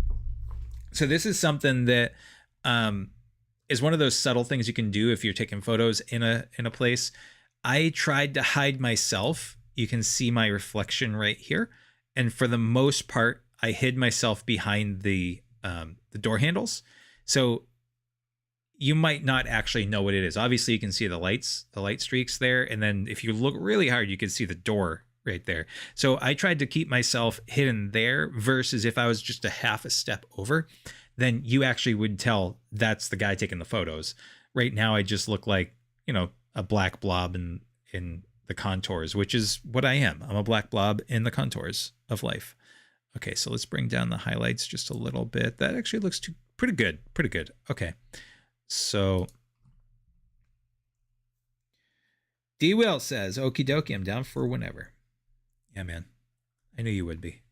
Okay, so this guy, oh God, this is so gross. D-Will, was I showing you this the other day? No. I was going off on this photo during the tutorial that I was recording.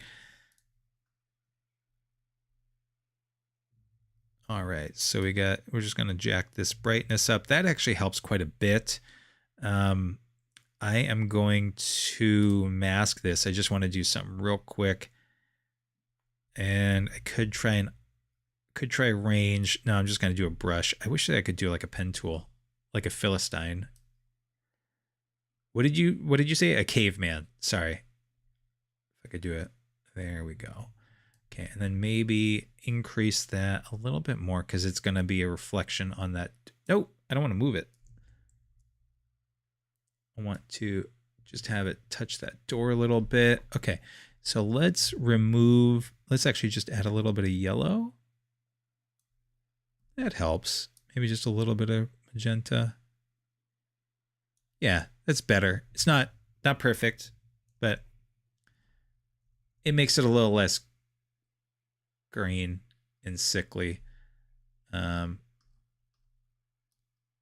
So we'll do that like that there. Just kind of color it in a little bit more, which I don't think is really coming across on YouTube probably because when I'm doing the live stream, it compresses it. So I don't even know how much of that you can see, but I like it a lot better. What'd you guys think of the thumbnail, by the way? I changed my thumbnail for the live stream. It was the Create With Me. And I'm going to change it up a little bit. It's the one with a little bit of smoke. I was playing around. I'll actually show it to you. I'll open it up over here in Photoshop. I think I kind of dig it. I don't know if I'm going to play around with it and maybe like have me like, I don't know about if I'm going to keep the magenta in there. Let's see, that's the smoke in the front. Smoke back. Actually, that kind of looks better. There's a little bit of magenta tone to the front. But anyway, what do you guys think of this? You think it's okay? I mean, I know it's a rocking piece of artwork, but do you think that kind of gets, because the idea of the Create With Me is it's going to change based off of whatever the heck it is that I have to work on. Some of it is just going to be fun. Some of it's going to be like that buried Santa thing. And actually, I'll show you that too, because if you missed it, D-Will was working on a project that was really legit. Let's see, live stream testing. Turtle Boy, Apocalypse live stream. Buried Santa, there he is.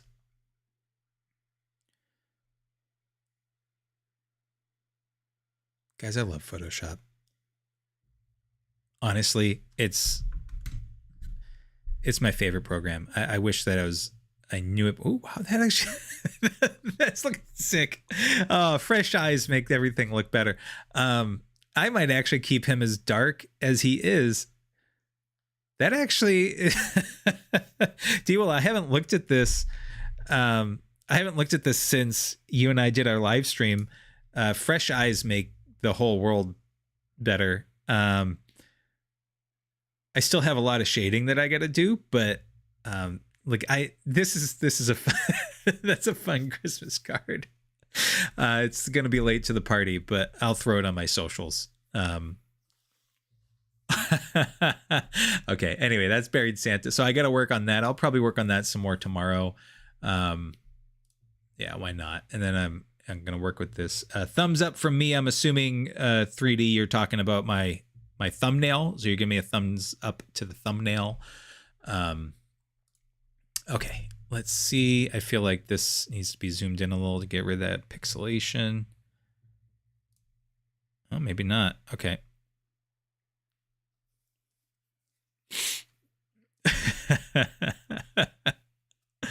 I'm assuming what you said, the hell too, was Buried Santa, Bradley. That's how I roll, man. I mean, look, can you guys see that? No, you saw that. You saw that in person. My eyeballs in the martini glass. That's just that's where I go, man. I go to dark places.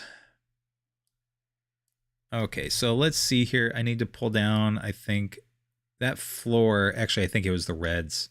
Yeah, it was the reds. That's the thing about once you start really editing a series of photos, you finally figure out what is being affected where. So it's a lot easier for you to pull down certain things and adjust for certain things. So yeah, and there's the magentas. Okay, cool. And then let's pull down. I feel like that's got some greens in it. It's just reds. Like that feels really, really green right here. Let's see what happens if I just pull down the saturation overall. Will that remove the greens? Not really. Okay, so let's bring up. Nope, way too much, way too much. Come on. This is where it's tough because I think it's because I'm streaming. That, oh, Jesus. Where it's a little bit laggy. So I go to make a change and it's lagging behind. So I overcompensate. It's also getting a little chilly in here. Okay. I appreciate you guys watching this whole time. You guys are the best. I won't take offense if you guys need to get going. We're almost there though. We're at 27 out of 40. Yeah, but I feel like once we get, I feel like most of these photos are just gonna get the green light on those anyway. So yeah, this is also one of the really, really important things is to make sure that you have a color correct monitor or a monitor that's more color accurate. Cheaper monitors will always give you,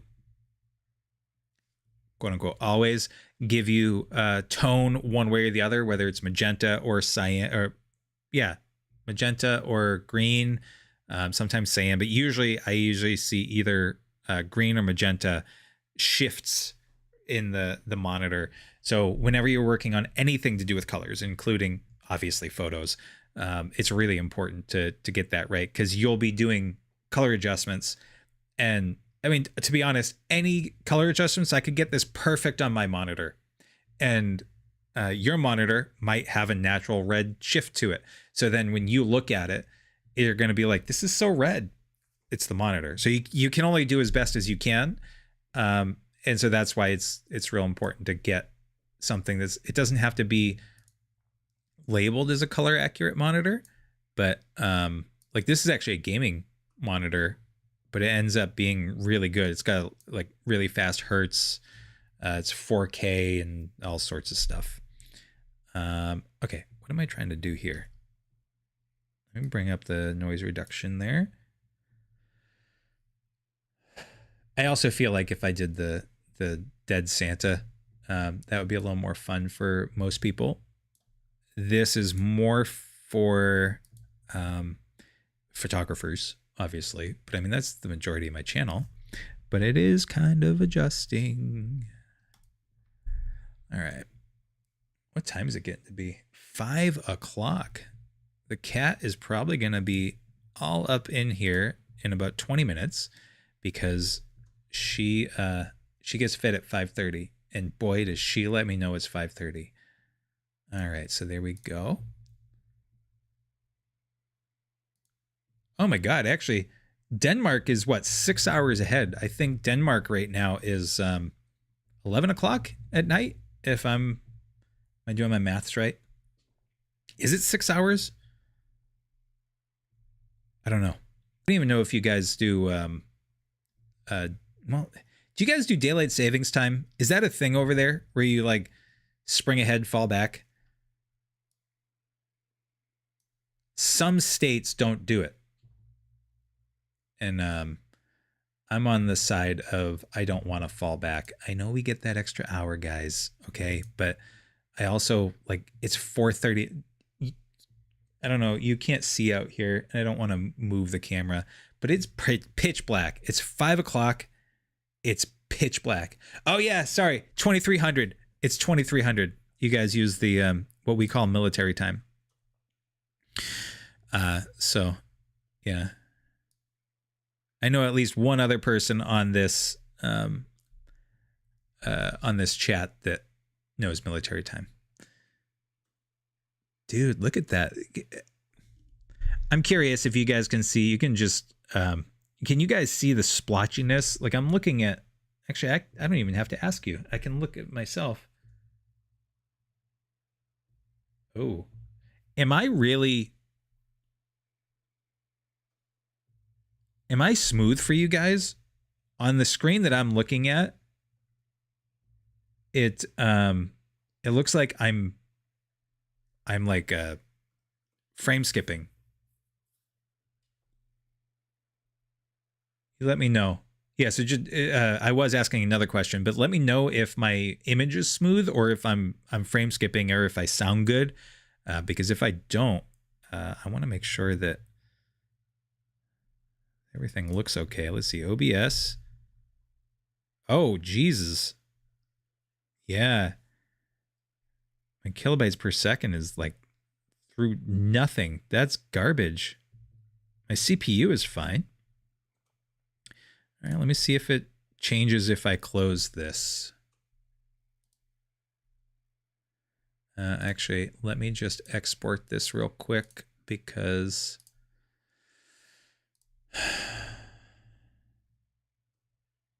yeah, it's more lagging. Voice is fine. I'm smooth on your side. Okay, well, that's good. I'm going to export this as JPEG real quick so I can just close out Photoshop. I'm actually, yeah. Okay. Let's see. I'll just, that's fine. I'm just going to throw it in my live stream folder. That's not normally where I'd put it, but I'm just going to move it in a minute. I want to close down Photoshop and see if that's making a difference. I don't think it, yeah, error 2, Photoshop undefined. And I don't know why. Okay, so let's see. Is that going to change? No, I'm just playing smoother than Billy D. Williams in a kiddie pool full of water. Oh, that's terrible. Okay, so I'm going to go to my settings here real quick. So my stream, my output, did that make a difference? Morning. Sorry, guys. I don't know why my stuff isn't coming out right. So that looks fine. Okay, well, it looks like I'm yellow now. Why is... I am... Oh, you son of a... Oh, you mother... Okay. Here's what it is, guys. Just wait. It'll kick back up. I'm going to wait a hot sec. There we go. It's green. Oh, my God. Okay. All right. So I should be smooth again. Okay. So this was a hard lesson when I first started doing live streaming. Is I was like, I thought that it was a live stream issue in like my Spectrum, which Spectrum is garbage. Honestly, it's got 10 megabits per second upload, 300 download, which is a limitation from cable, coax. But I can only do 10 megabytes upload speed. And anyway, long story short, I have Backblaze, which Backblaze is amazing for automatically updating or backing up your hard drives. Whatever hard drives you want it to back up, it's going to just sync them up to the cloud. And you can see I have 5,000, almost 6,000 files to go up. So as I'm doing stuff, that's, you know, it'll constantly update. But I had paused it because I was doing my live stream. So what happened was, I guess because I've been live streaming for 2 hours, it said, I'm going to do a backup now. So what I'm going to do is go over into settings, and I'm going to schedule as continuously only when I click back up. So this is the thing. You have to make sure that you either manually click back up or that you remember to change it. So that sucked. All right. So hopefully that wasn't for too long. I'm glad that I figured that out. I thought it was an OBS issue, but yeah, we're going strong now at almost 3,000 kilobytes per second, or kilobits per second. It's got to be kilobits per second. Stream's current bit rate is almost 3. Awesome. Okay, cool. Perfect. All right. Sorry, guys. Back at it. All right. What were we doing here? That looks good. Cool. Dude, guys, we're getting there. We're getting there. I'm curious, actually, What would you guys like me to Photoshop? I want to do like another piece of Photoshop artwork. You saw Santa, buried Santa, so I'm going to finish that one up. I have Turtle Boy, obviously that Turtle Boy apocalypse, and I need to finish that one up. That one I feel like is going to be a long-term project because I'm going to want to keep working on that for a while. Turtle Boy is very special.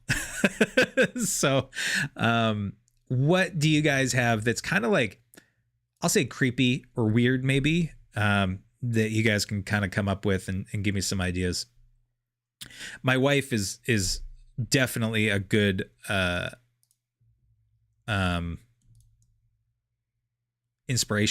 source of inspiration, like those martini glass eyeballs. That was a sketch that she had done. And so I just made it realistic, I guess. And so I had a lot of fun with that. She's got some other stuff too, but I'm curious if you guys have any ideas of things that you would think are cool, creepy, weird, whatever. Okay, I think these are fine. I'm just gonna label these as green. And color label, whoops. Just gonna do all three at the same time. Perfect. This was a very difficult shot to get. Yeah, Brad, Turtle Boy is the mascot, as you know, and he's the one that I bring everybody to when they come into town. I love Turtle Boy so much, mostly because Worcester recommissioned him. They knew what he was all about. Okay, so that's not going to work. Let me actually reset this one. I'm going to reset. Oh, yeah, that actually looks pretty good. I just need to bring up the lightness. So what I did here was, if you remember in the beginning, I ended up doing that master one and then applying the changes. Well, this is a very different lighting scenario. So rather than going back and forth and whatever, I'm going to do this one from scratch. So I just hit the reset button. So I have to bring down the sharpening again. Let's see. How about some photos of the woods near you? Oh, dude, yeah. Yeah, actually, I got a couple photos of Maggie that she was doing this cool dress. This kind of like a wood nymph dress, like it had like mushrooms and stuff that she had made out of, I think it was like an air dry clay or like a foam clay. And I took some photos. I'll actually show you in a sec. Let me do this photo. Well, actually, let me see real quick here. If I am going to switch this over, because I have some client photos that I'm not allowed to show yet. So let's go over to just this transition so you can see my big face there. Okay, so, and I don't remember if I have them unflagged or whatever, so let me see here. That's another thing that's kind of tough. There's so many photos that I'd love to show, but there's certain things that I can't show. Like it's dumb things like construction. There's certain construction photos that can't be like out there, they can't be shown because if they are, then it could get them in trouble with different people. You know, because it's like, oh, hey, there's a chain that's laying on the ground. That was a weird one, honestly. Here we go. Okay. So, yeah.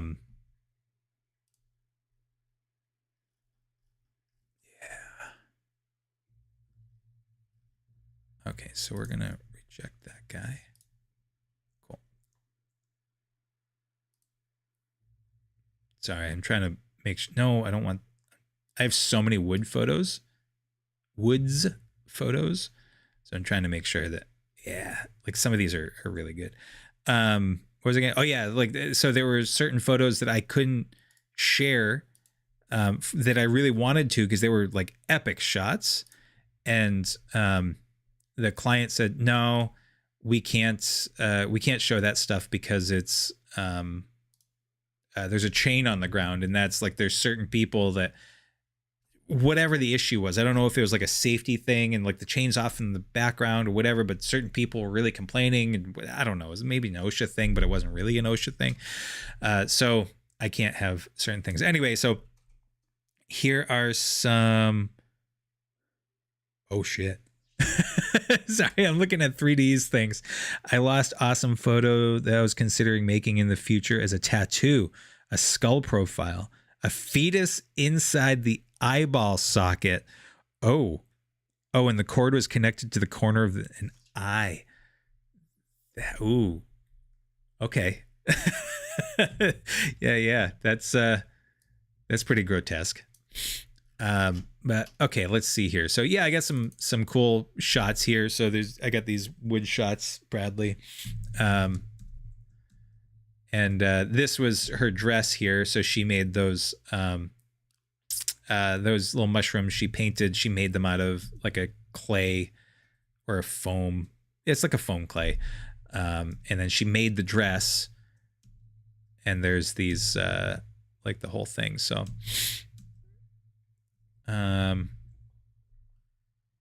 it also was pouring rain when we went out, but she needed this, for her own, project that she was working on. But let's see, do I have any other cool wood shots that I wanted to show you?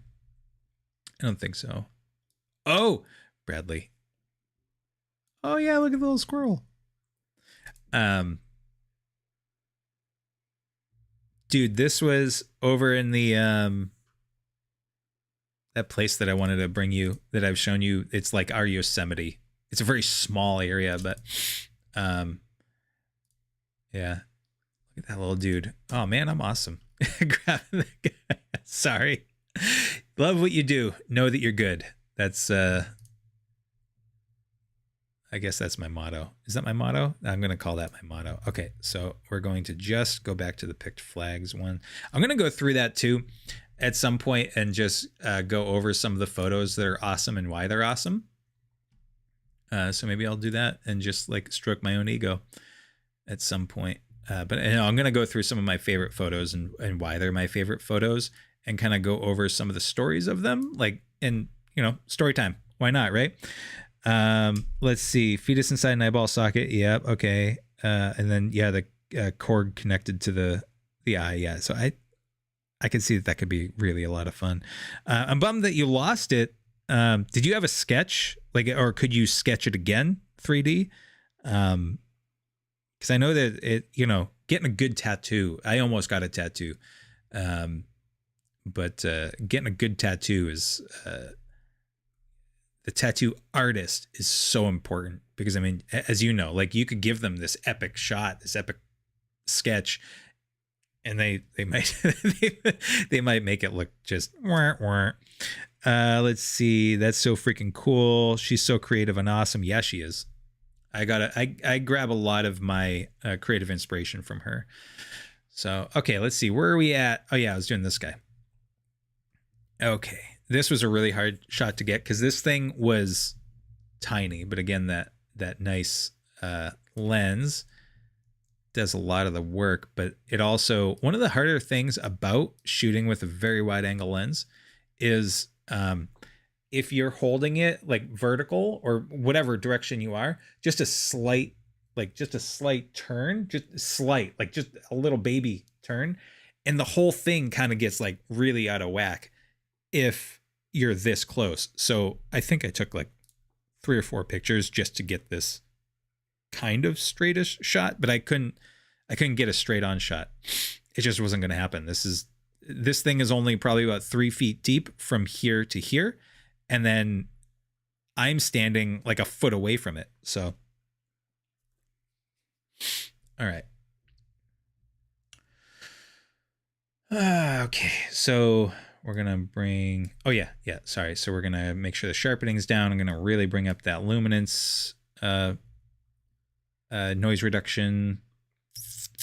I'm going to bring up that guy. And actually, I don't think we really need to do much more than that, to be quite honest. I'm going to bring down the highlights so that white, this actually had really poor lighting. And what I did was I brought a special flashlight with me, and I had my buddy actually illuminating it and we were trying at different angles.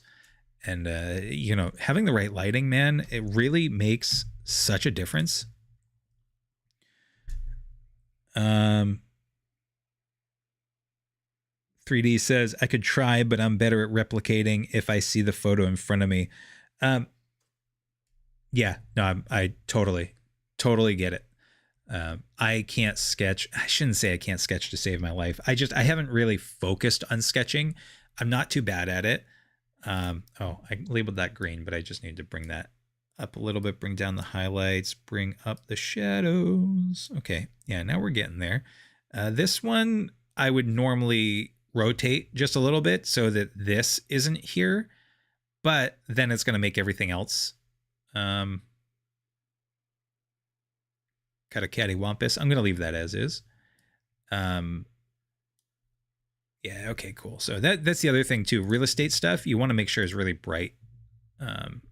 Like personally, I try to go a little over bright because it's nicer if it's nice and bright. So, but I probably should have made the rest of the photos a little bit brighter. But that's one of those things where I'm getting towards the end here, and I don't want to go back and waste all your time either. But it's one of those things. It's just you could spend all day editing stuff. Let's see. I'm looking over at the navigator right now just to kind of get this. You can also make this a little bit bigger like that. Yeah, I think that's good. You can spend way too much time. And like I said, my buddy, he doesn't even need these photos. I'm just doing him a solid. And it's just putting all that stuff into perspective. Yeah. Okay, cool. D-Will, I was asking. I wasn't asking. I was kind of hoping that you'd offer that up because you're more of a sketcher than I am. Not the shoes, but you want to write down what he's got there. Actually, let me see. Fetus inside is. I'm gonna take a screenshot. There we go. And maybe what we could do is, if you want to sketch it, because I know that I won't do really a good job, but I mean, I could try, but it's going to be laughable. But I mean, hey, why not? That's why we're doing it. Maybe we could play around with it, but or even you got guys that that are good hand drawn artists, right? Hell, Maggie might even be interested in trying it out. Let's see, what do I want to do? This here is pretty bright here. It's pretty bright there. There was no light coming in over here. We even tried illuminating it with a couple different flashlights, but it just looked like there was flashlights coming in because of how small that door frame was. And the right inside there was that little section that we just did where it's got that shelf and it was only like 4 feet total from the camera into the back. So there wasn't any way to like flood the area with nice lighting. So let's try a linear gradient. I'm going to increase this like that. And I'm just going to, whoa, look how nice and bright that is. Okay, but that's not, I don't want this side. So what if I did this? Let's rotate this guy. It's actually not too bad, but I don't want that whole. Okay, so what I'm going to do is bring this down like that. And then I'm going to what is it? I don't do intersect mask with, I need a brush.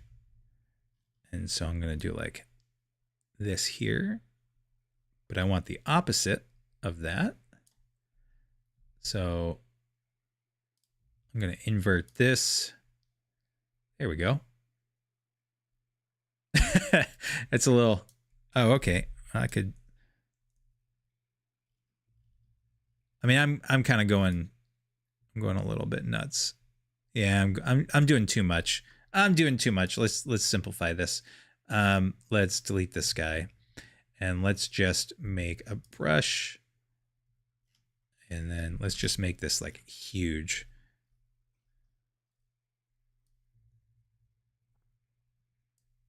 There we go. Usually I just do brush stuff unless it's like a sky or something. Whoa. Okay, and then bring down the highlights maybe a little bit.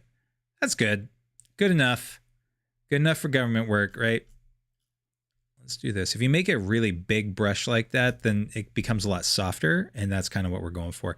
I normally, so here's the other thing too. I'd love to crop this out right here, but then I'm going to crop the doorway out a little bit, and I'd just like to show it, to be honest. I could get rid of that. You know what? I might just do it because it's distracting. At least it's distracting me.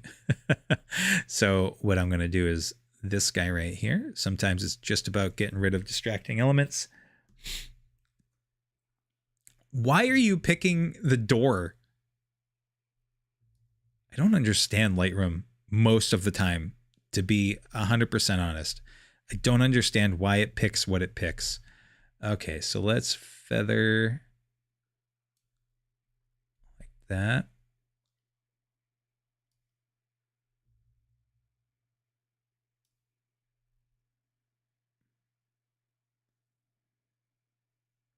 Let's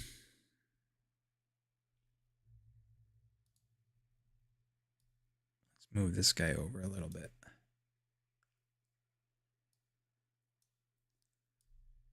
Come on. Sorry, guys. It's really thinking.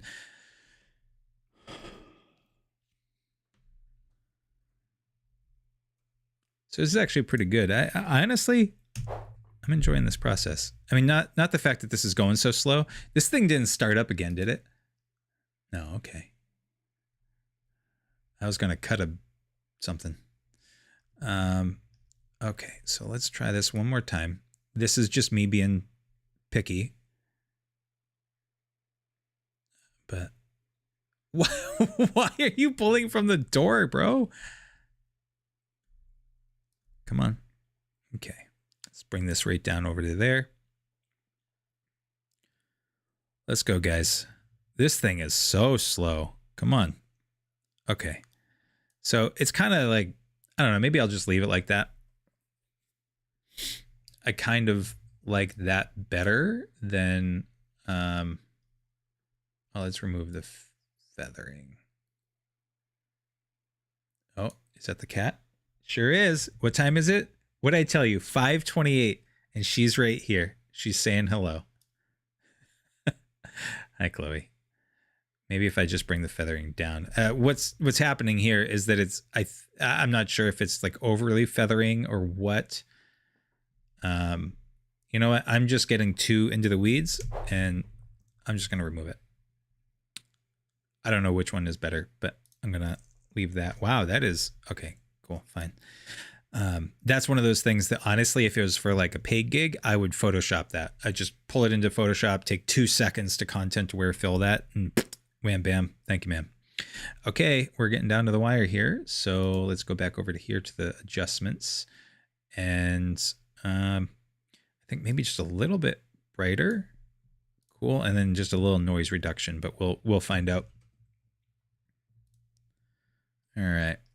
You guys have any special plans or anything for the holidays? I mean, we got Christmas next week, and then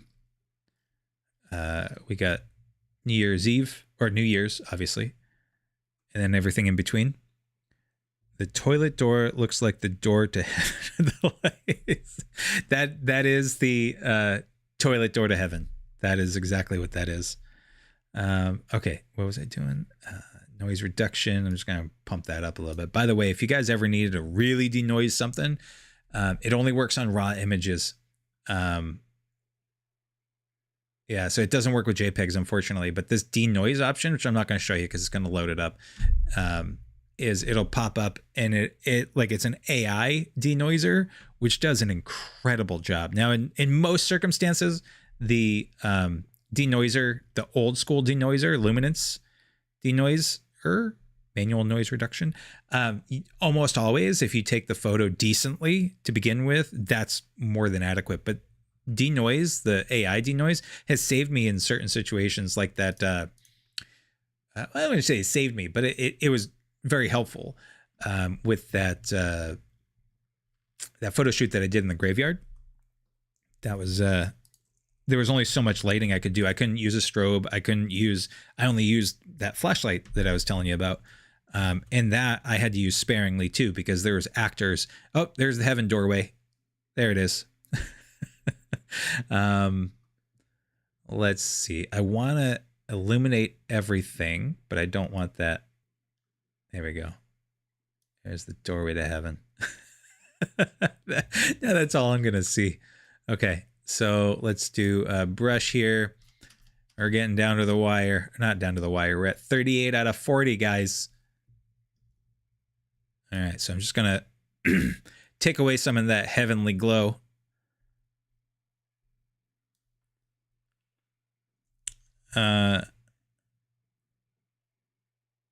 D-Will says, annual tradition to try to rob Santa. Was that in relation to something that I had said? I've said so much I can't even keep track now. Okay, I'm going to bring down the exposure just there. Okay. And then kind of reduce it there too. Okay. A little less heaven. Sorry. Sorry, 3D. I don't mean to... I don't want to stomp on your parade, but there you go. Okay. I think overall the exposure is a little too bright. There we go. There's something there. Oh, I think that's just the light coming in from there. And you know what? Normally, I would actually take that out. I'm not going to do it. It's been over 2 hours now. 2.5 hours? I don't know. Yeah, I think it's about 2.5 hours ago. Or 2.5 hours now. So, and he's not going to care. He's going to love these photos. Let's bring down the highlights. There we go. I'm just bringing the exposure. Let me bring up the shadows maybe a little bit. That kind of helps. And then texture's good. That's the original, by the way. Gross. Much better. The walls are a little too pale, I think, but you know, we're gonna run with it. I don't think anybody's gonna come into that place and say, "Oh my God, it's the walls aren't as dingy yellow as I thought they were." But not that his walls are dingy yellow; they just got it repainted. But anyway, okay, cool, that's fine. Oh shit, guys, I'm on the last one. I'm on the last one. Okay, so let's crop this bad boy. Because there's I want to kind of straighten that out a little bit. So actually going to rotate it a little bit like that. Perfect. I'm going to say it's perfect. This is really not necessary at all. I don't even remember why I grabbed this shot. I think I was actually walking and I was like, yeah, click. But he's got it if he wants it. Oh, look at my feet. See that? Oh, that is a rookie mistake. Yes, Kat. You're sweet. One of the things that she does when she wants to get my attention is that she'll reach up and she'll just like tap me. And so she's real. Come on up. Come on. There you go. She'll jump up on my lap if I tell her to. She'll also do it if I don't tell her to. So, okay. Yes. I know. She's batting my arm where my hand is on my mouse. No, don't touch that. It's the microphone. Okay, so here we go. Bring down the highlights. I think that's pretty good. Okay, so what we're gonna do, I'm gonna do a real quick review of these. I'm just gonna like overall. I'm not gonna bore you to tears with all of it, but what I do typically is I'll go through just like this and kind of look at them overall. They look pretty good. They look pretty even. They look like pretty much the same. Like these three. I mean, these were white walls, and so that was easy to adjust for that. So, and the lighting in there was really good. This one does look. Oh yeah, that's the one where I did the Photoshop. So we'll see how that one came out, but yeah, overall they look pretty good. I mean, especially considering what they were and how quickly I had to take the photos. And so what I'm going to do now is go up to File, Export, And let's see, that is, we're going to choose this guy. That's the original resolution selects. Oh, that's a different project. Okay, so we're going to say, where the hell did I put these? I think it was probably under, I'm going to throw it under freebies because this one was just for my buddy. So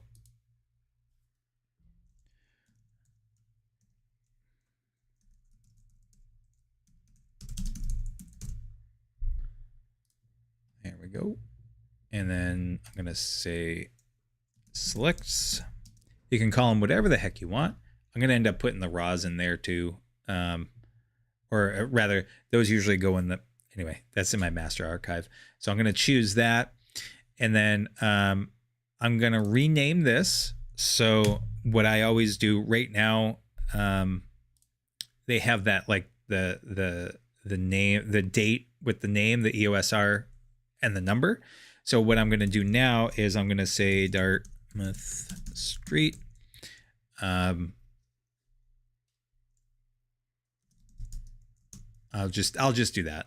Usually I'll put in the date. And so, or like if it's a client that I use that has like a big acronym or something, then I'll do that acronym like LAX, and then whatever the project is, and then see the 0177. That's that bit that's the sequence number that's going to stay with the file, and that way the client having that in there, the client can now tell me, oh yeah, can you redo 124 or 679, or I want these 5 as billboard size, whatever it is. So let me just double check. I usually limit the file size to about 5 megabytes, which is 5,000 kilobytes. Let's see. Don't need to resharpen or do any of that. I don't need watermarks on these. So that should be it. I'm going to export that. It's going to do its thing. Oh yeah, it's going to export one file. I only have one selected. I'm a dummy. So when that exports the one file, then what I'm going to do is, there we go. I'm going to select all of them, including the one file that I did. But all I have to do now is say export with previous, and then it's going to say, oh, you already have this one. So I'm just going to say overwrite because it's the one that I just exported. But now that's going to put it where I had with the previous one, what I just showed you. So I can just export them all together. And then what I'll do is I will typically go through and look in the viewer, the Apple viewer or Finder, whatever. And I'll just look at every single one, and I'll look at every single one maximized on the screen.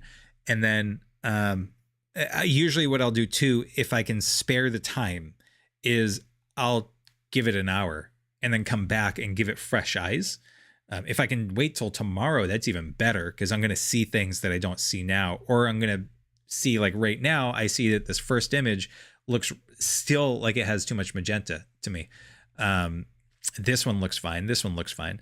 But I know, like, maybe when I come back with fresh eyes, that's going to look totally fine. Just like that Santa, where I thought that the Santa needed a lot more work, and it still needs work. And I could go to town on that, but having the fresh eyes, it actually looks really good. I mean, there's obviously more shading and whatnot, but I wasn't intending to have the skull that dark. But now I'm looking at it, I'm like, that actually could be kind of cool.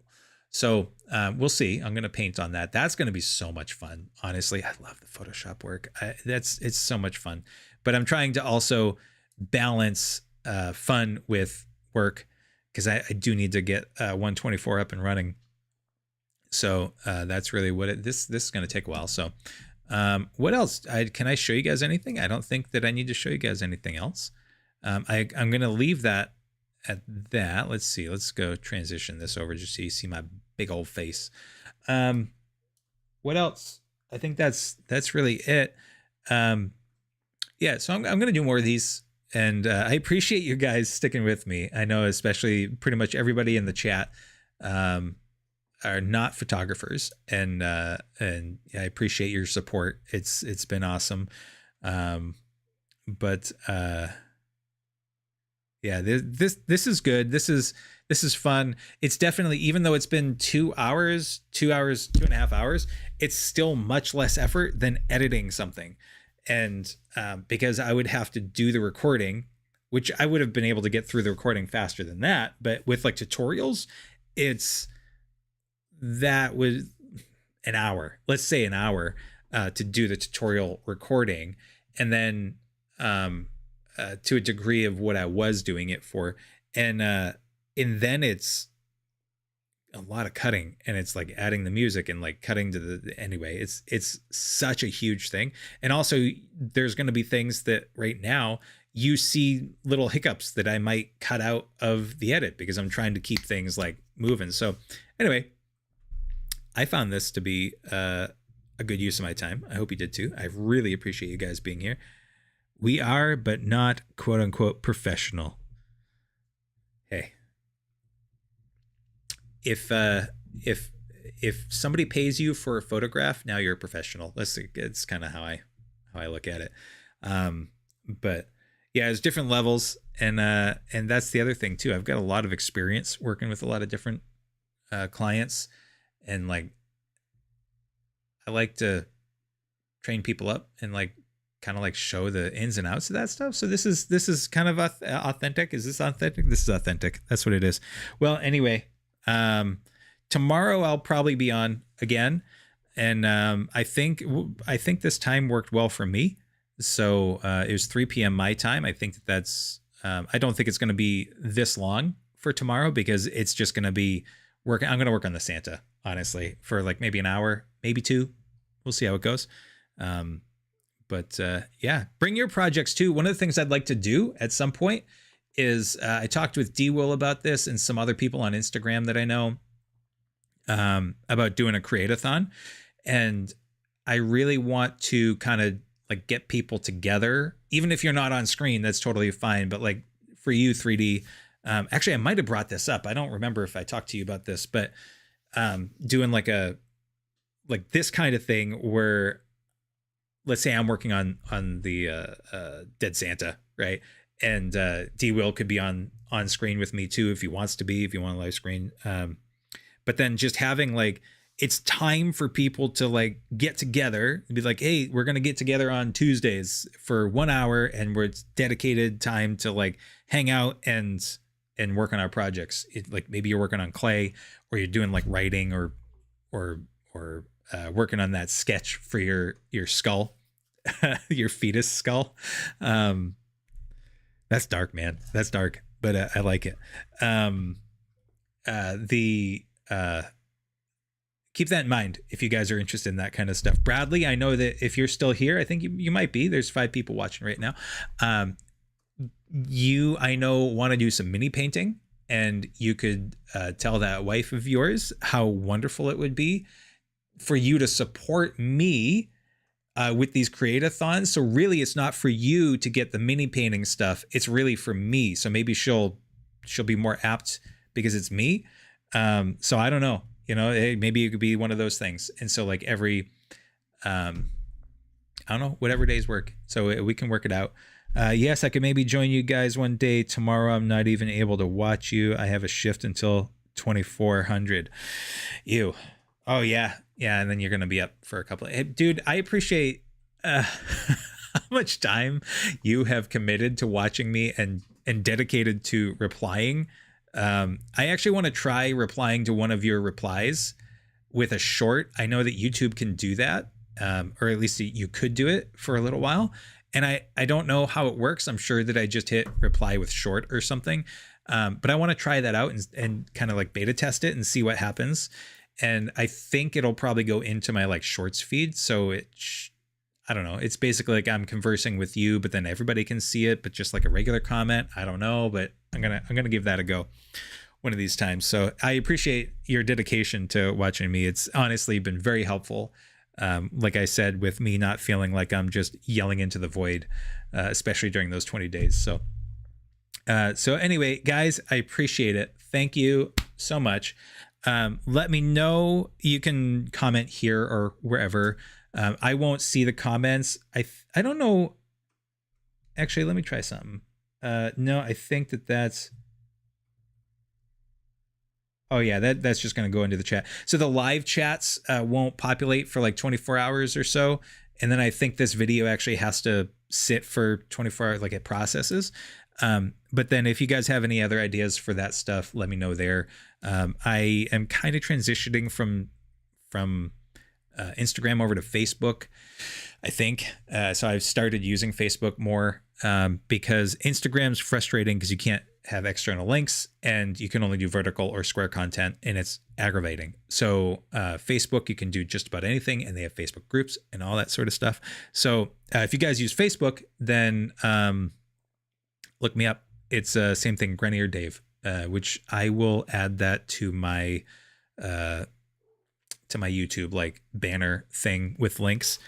Because that's a good place for a conversation too. So we could work out some details there. I've even thought about doing Discord, but then we're going all over the place, and I'm just trying to like stay focused on one thing. Anyway, oh, I didn't know even about. Oh, you're talking about the reply in Shorts. Yeah, I don't know if it's still a thing. I know that Shorts came out, and then a little while afterwards, they came out with like Shorts replies. And some people were saying, oh, they're great. Oh, they're terrible. And you know, it's a tool. So I'm going to give it a shot. We'll see what happens if it's still available.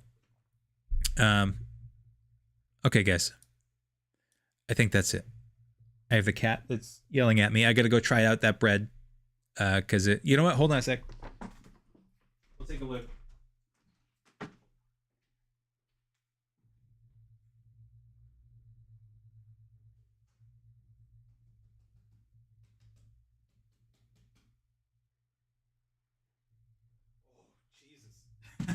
Yeah. Oh, there you go, guys. Look at this. Come on, focus in on the bread. Sorry, this doesn't. Will that work better? That's better. So this is, I tried something new. I tried to proof this in the fridge overnight a little bit, and I've been getting really into this stuff, and I made some stew, some African lentil stew last night. So I'm going to have some of that with this. Oh boy, this is so good. This one was singing to me. This was, it was like when you take it out of the oven, it starts to like snap, crackle, and pop. And like, oh, Jesus Christ, that smells good. I could just have this for dinner. And I'll gain like 80 pounds, but whew, dude, I might. Anyway, thanks guys. I appreciate you. And, dude, yeah, it does. And it's amazing. Maybe for like a create with me, I'll make bread. But it's one of those things that, it's like a 5-hour process. So like nobody wants to sit there. And I mean, a lot of it's just sitting and watching it proof, but maybe I could show a couple steps. That's definitely a video, like an editing video, because that's just like going through the process, but I might do that. Dude. Yeah. I wish you guys could smell this. It's amazing. This is just, oh, look at this. It's got a little pimple. This is just water, salt, flour, and yeast.